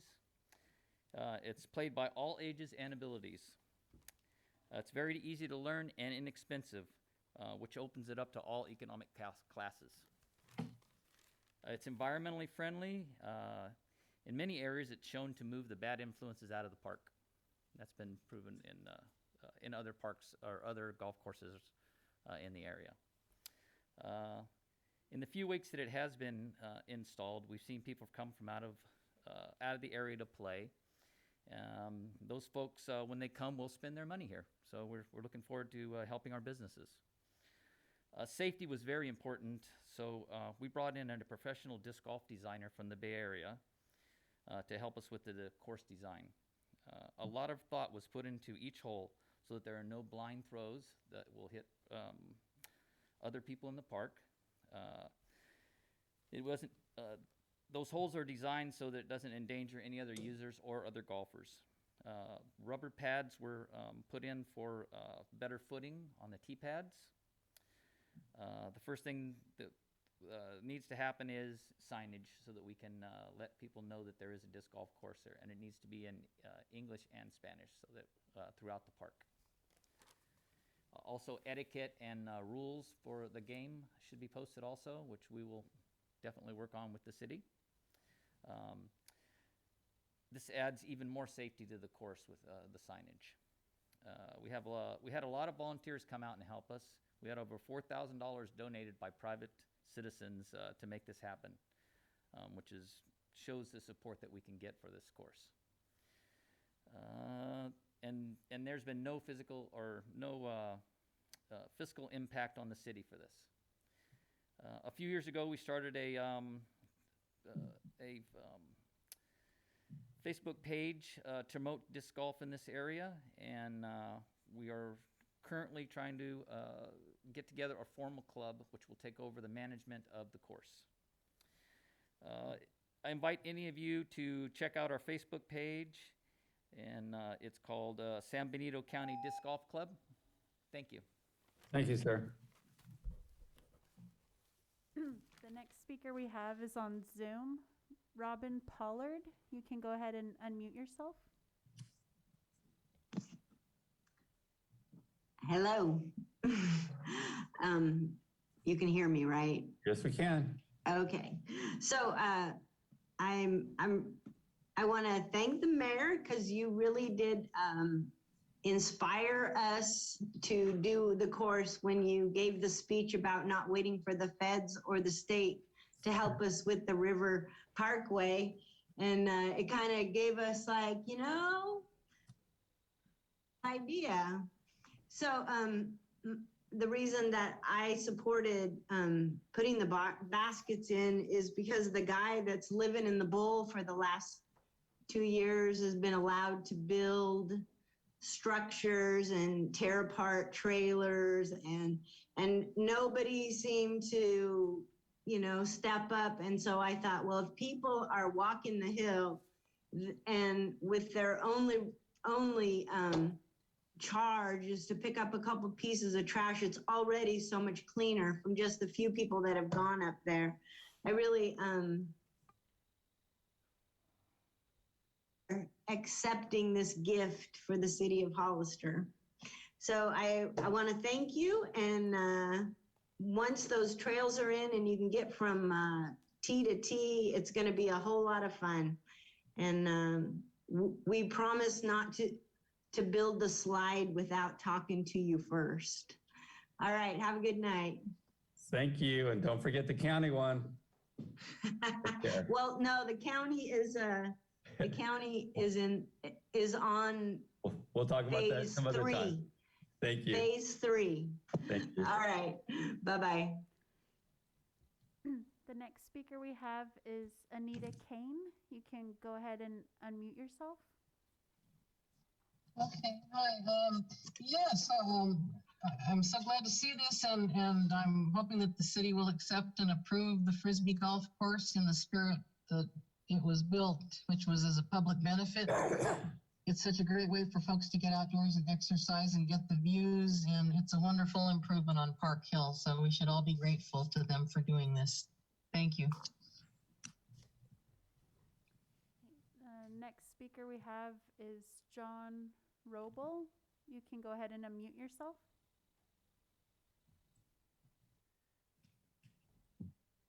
So even though this group may have sidestepped the oversight of the city council just a little in establishing this disc golf course, I want to say thank you very much to this group for putting the energy and effort into making it happen. And I think it's a great boon to our community and maybe even the surrounding communities as their disc golf folks want to come and spend a little time in Hollister. Thank you guys very much. I'm done. Thank you, sir. There are no more speaker cards and no hands raised on Zoom. Thank you. What direction do you need on this? Anything that you guys are, that the council is recommending for To me to do accept with it? this. Mhm. As a formal Hollister disc golf course? Yeah, Mayor, just a formal acceptance would be good. Okay, is there a consensus from council? Mayor, I have a question first, please. Sir? Thank you. I too would always encourage people to, it's always better to ask for permission than forgiveness. This is great. I'm absolutely jazzed by this. I actually think that it's something I might even be able to do. Having said that, Tina, one of the things that came up in one of the call-in speakers was talking about the trails. What work needs to be done on the trails to get from basket to basket? What we've witnessed or viewed up there is right now the trail leading is kind of overfilled with weeds, high grass. So maybe mowing that down some. But I think part of the competition, if you guys want to come up and speak on it, part of the competition is having some of those trees in the way to kind of get around and see how they can get the disc inside the basket. But what I feel that needs to be done is the grass area. It is tall grass. I would be concerned if our tourists attending there, ticks in the grass, that type of rodents in the area. But from my understanding, some of that is a part of the game, the competition of the game. Okay, and so for the things that aren't a part of the competition, I presume we have the resources and the staff to do the work to clear the area to make it safe? Not at this time. I actually sat in on a webinar for another grant. It's a trail through the state Parks and Recreation Department. So we're kind of looking at a grant, applying for it.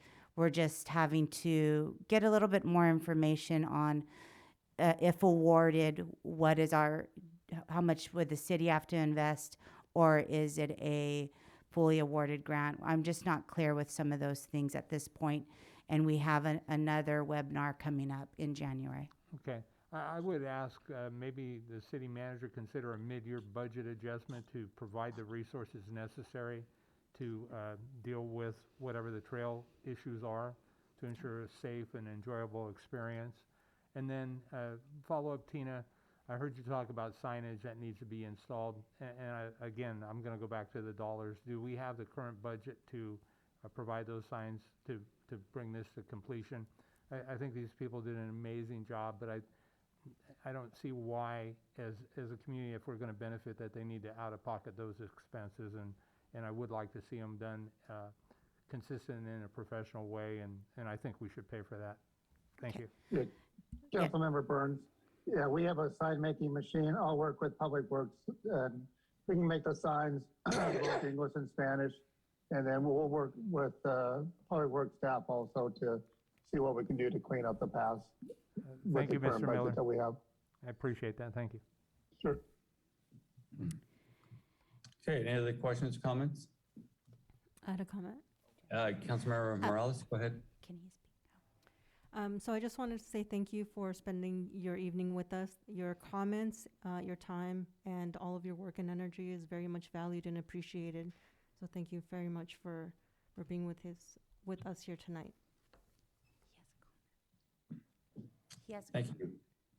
So I think C.R. Gonzalez just has a comment, if it's okay by council.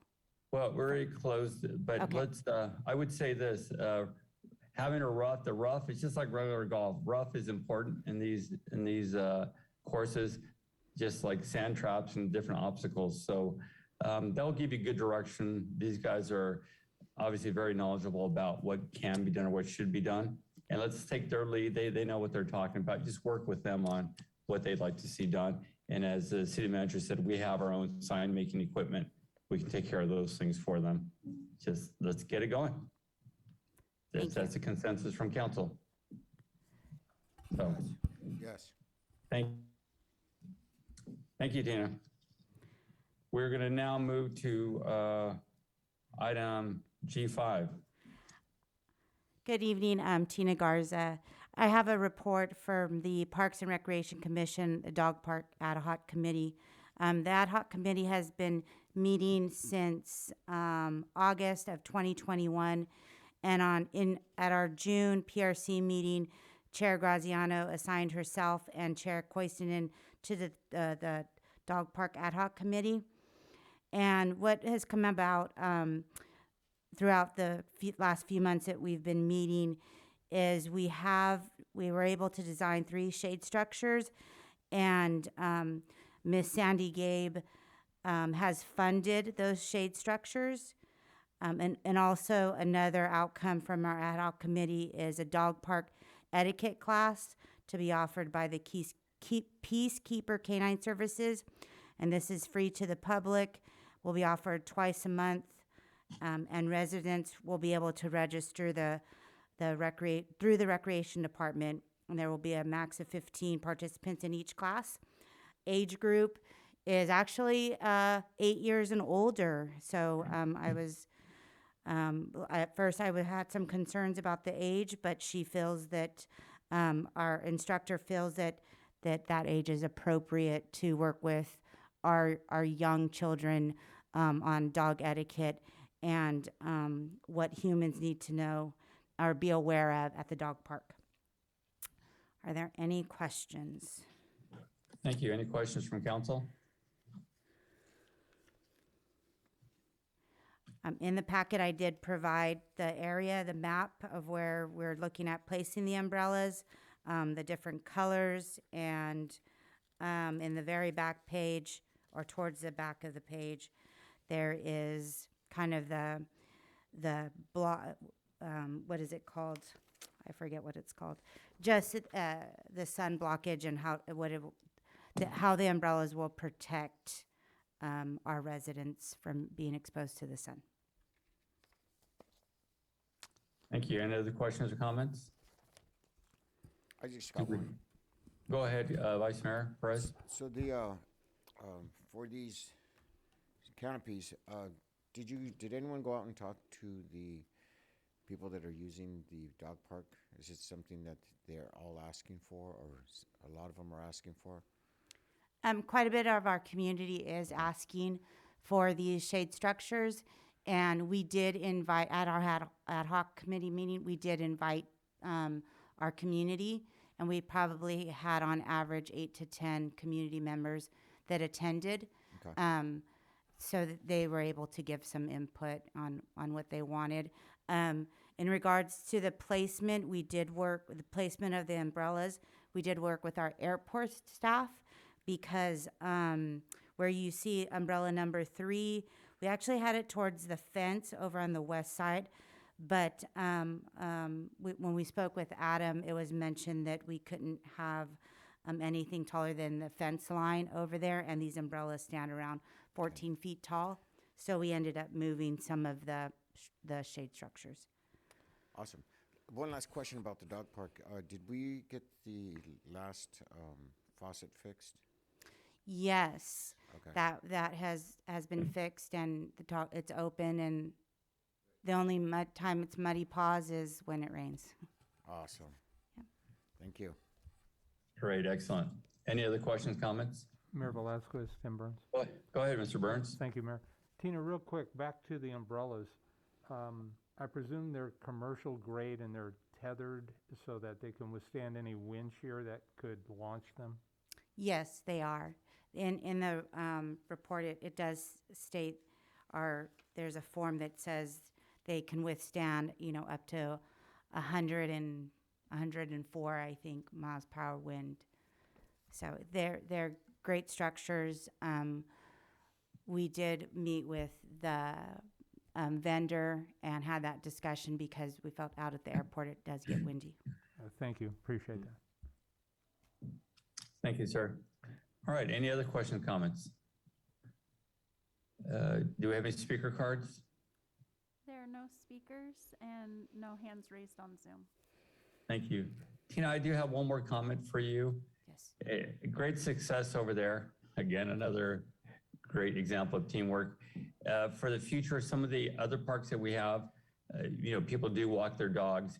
Is there a chance we could start putting fountains that can, drinking fountains for the dogs also on some of the other parks?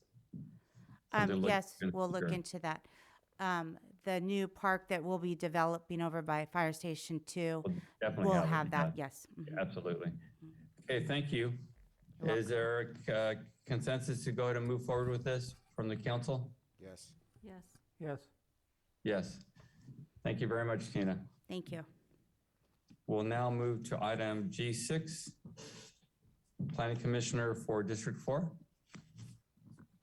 So, yes, this item is requesting that Council Member Burns make a nomination for the Planning Commission District 4 vacant seat, and that council either ratify that appointment or direct staff to continue to accept applications. We currently have 3 qualified applicants, which are listed on the agenda, and the applications were included in the packet.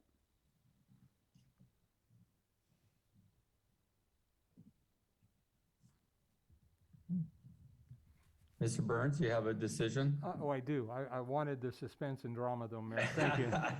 Hey, you had that because I couldn't see you, so I was thinking, what is going I love on that over moment there? of silence. It's deafening sometimes. So, Mayor and City Council, first of all, I want to thank the 3 applicants for their time and willingness to serve. I do believe that volunteers make a city what it is, and we have an amazing city, so that would suggest that we have some amazing volunteers, and I know that to be true. So I'm going to recommend that this council ratify the appointment of Luke Corona to the Planning Commission. Mr. Corona has lived in Hollister for a little over 20 years. He lives in Sunny Slope Village. He is married for 22 years. He has 2 young adults that have grown up in Hollister, and so he's spent a lot of time with his kids here. He also works for the county of Santa Clara County for 17 years in the roads and airport division, and he's also got a construction background, and I think he'll be an amazing addition to our planning commission, and so I'm very pleased and proud to recommend him to council for their consideration. Thank you, Mayor. Thank you. Questions from council? Congratulations, Mr. Corona. All right. Do we have any speaker cards? There are no speakers and no hands raised on Zoom. Thank you. Is there a consensus? Yes. Yes. Yes. Yes. Congratulations, Mr. Corona. We will now move to item G7, the committee assignments.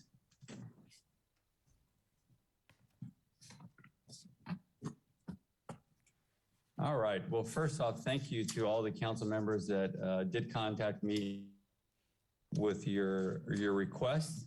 I do appreciate it. And I'm really glad to hear you guys all really enjoyed your committees from last year. So it makes that team, we keep talking about, keep going. You guys are really got a good handle on these things. So it's exciting.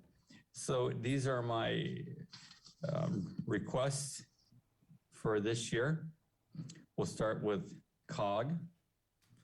COG, we will stay the same, myself and Mr. Resendez on that committee. LAFCO will stay the same because that's a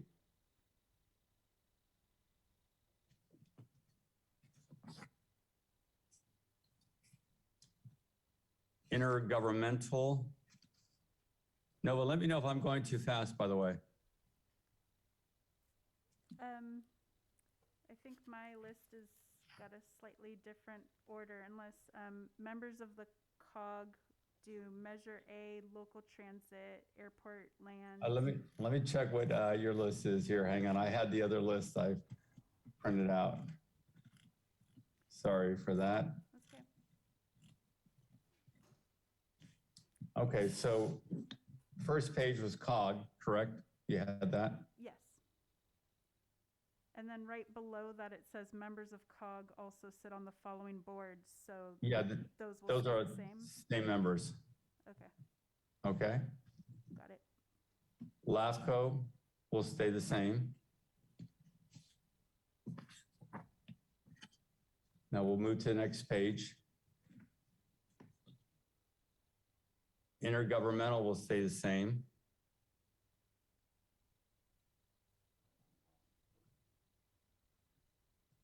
Fire protection will stay the same.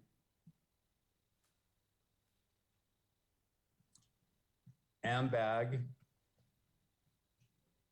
I'll replace myself as alternate with Ms. Morales.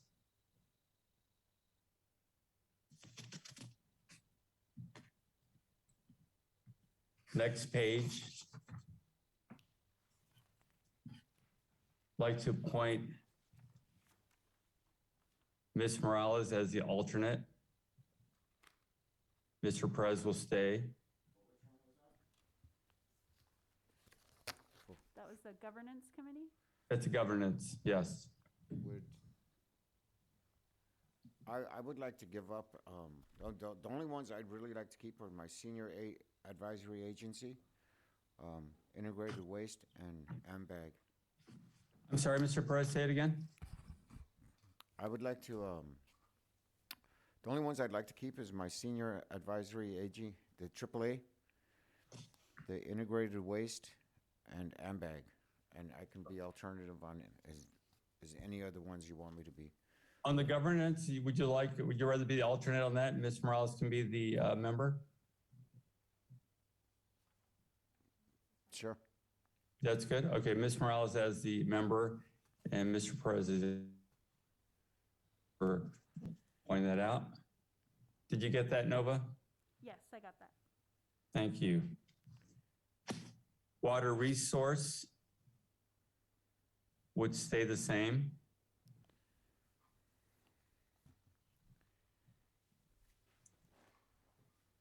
Pajaro River watershed would stay the same.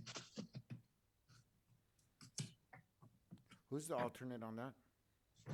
That is Mr. Burns and Mr. Miller are the two members of that. Mayor Velazquez, I'd be happy to yield my alternate status to that to any other council member that may have interest.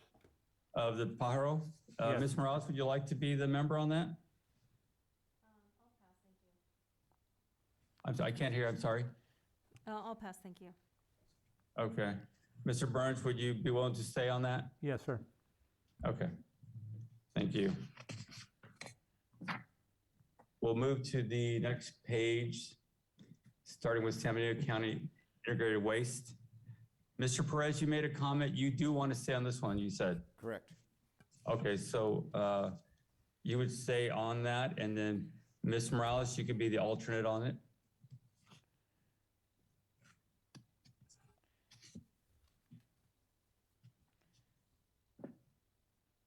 Monterey Bay Area Resource District.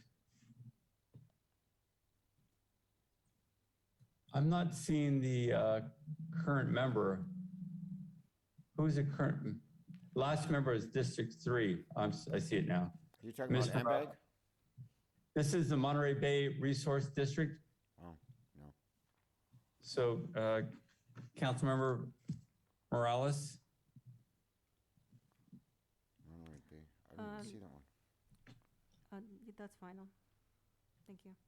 Thank you. We'll move now to the successor agency. That would stay the same.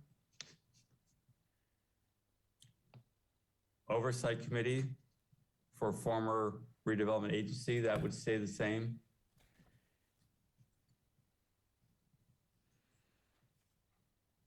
Senior Advisory, Mr. Perez, you said you did want to stay with this one, correct?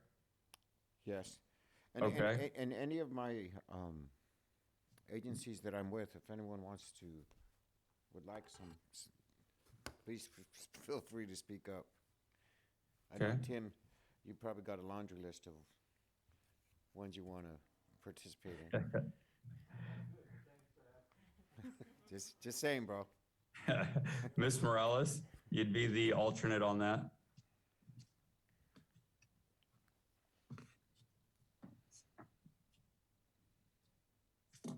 Central Coast Community Energy would be Ms. Morales.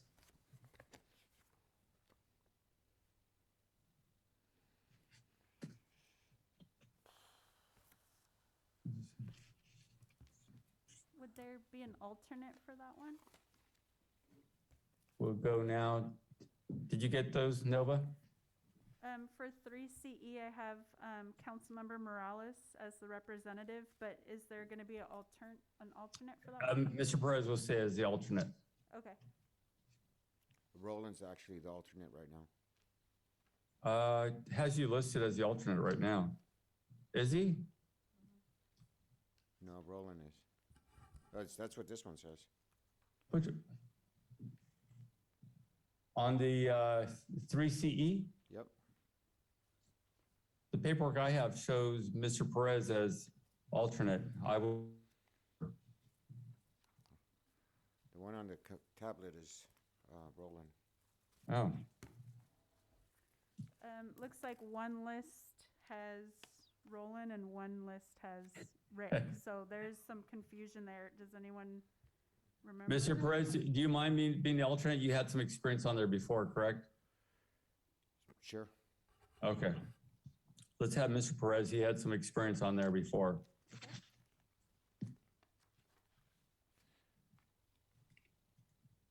We'll go down next to the next page, the ad hoc committees.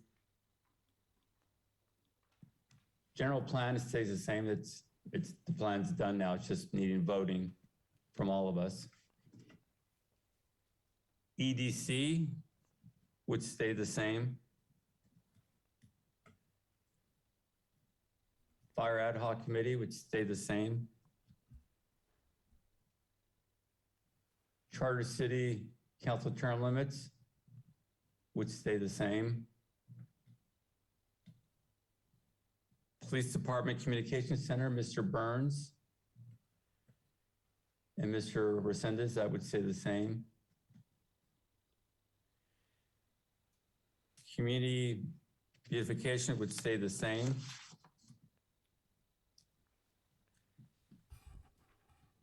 Administrative services, Mr. Resendez. Airport, Ms. Morales. Community services, myself. Development services, Mr. Burns. Fire, Mr. Burns. Informational systems, myself. Police, Mr. Burns. And recreation. And I believe that covers them all. Did I miss any? The video cut out on the recreation, is that staying the same? Yeah, Mr. Perez. Okay, thanks. I just have one. I have one comment. Go ahead, sir. There's a lot of different committees and ad hocs and council department liaisons, and I don't know. I know because I try to attend as many meetings as possible. It's a headache. It's a hassle, but they're really awesome. And at the same time, you know, it's takes a lot out of your day, especially when you run your own small company.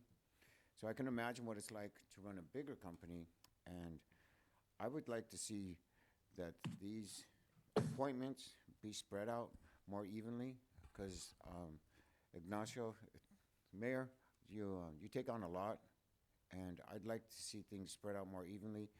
Oh, I don't mind giving up another one of mine. Please make a recommendation. Oh, no, Ms. no. Miles, would you like another one of these? No, I'm just saying that if any of the other council members want to step up to the plate, because I know what it's like to have to, I don't work for a company where I can get sick pay or leave of absence or for union or any of these things. So when I don't go to a job, I lose out. And I'm thinking of the fairness of everybody, the equity of everybody. And I see your name on there a lot. I'm not saying I want to take them, but I just, you know what, it's some equity for everybody, I think would be really nice. So That's, again, perfectly fine with me. I have 2 spots on there. Those spots, please feel free to take those. That'd be for community services and information systems. You want any of those? No? You want to slow? Yeah. Okay. Okay, so we'll stay with them the way they are. All right, that is all of them, correct, Nova? Yep. Okay, is there a consensus? Yes. Yes. All right, there's a consensus.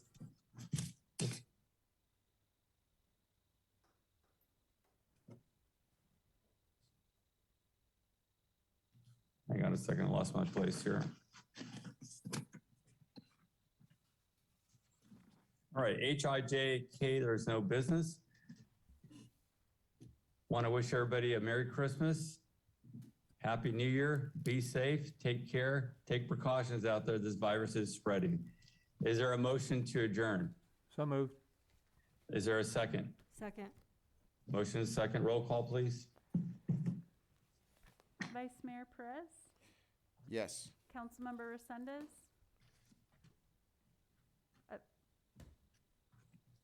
Councilmember Resendez, You went to sleep? He's on mute here.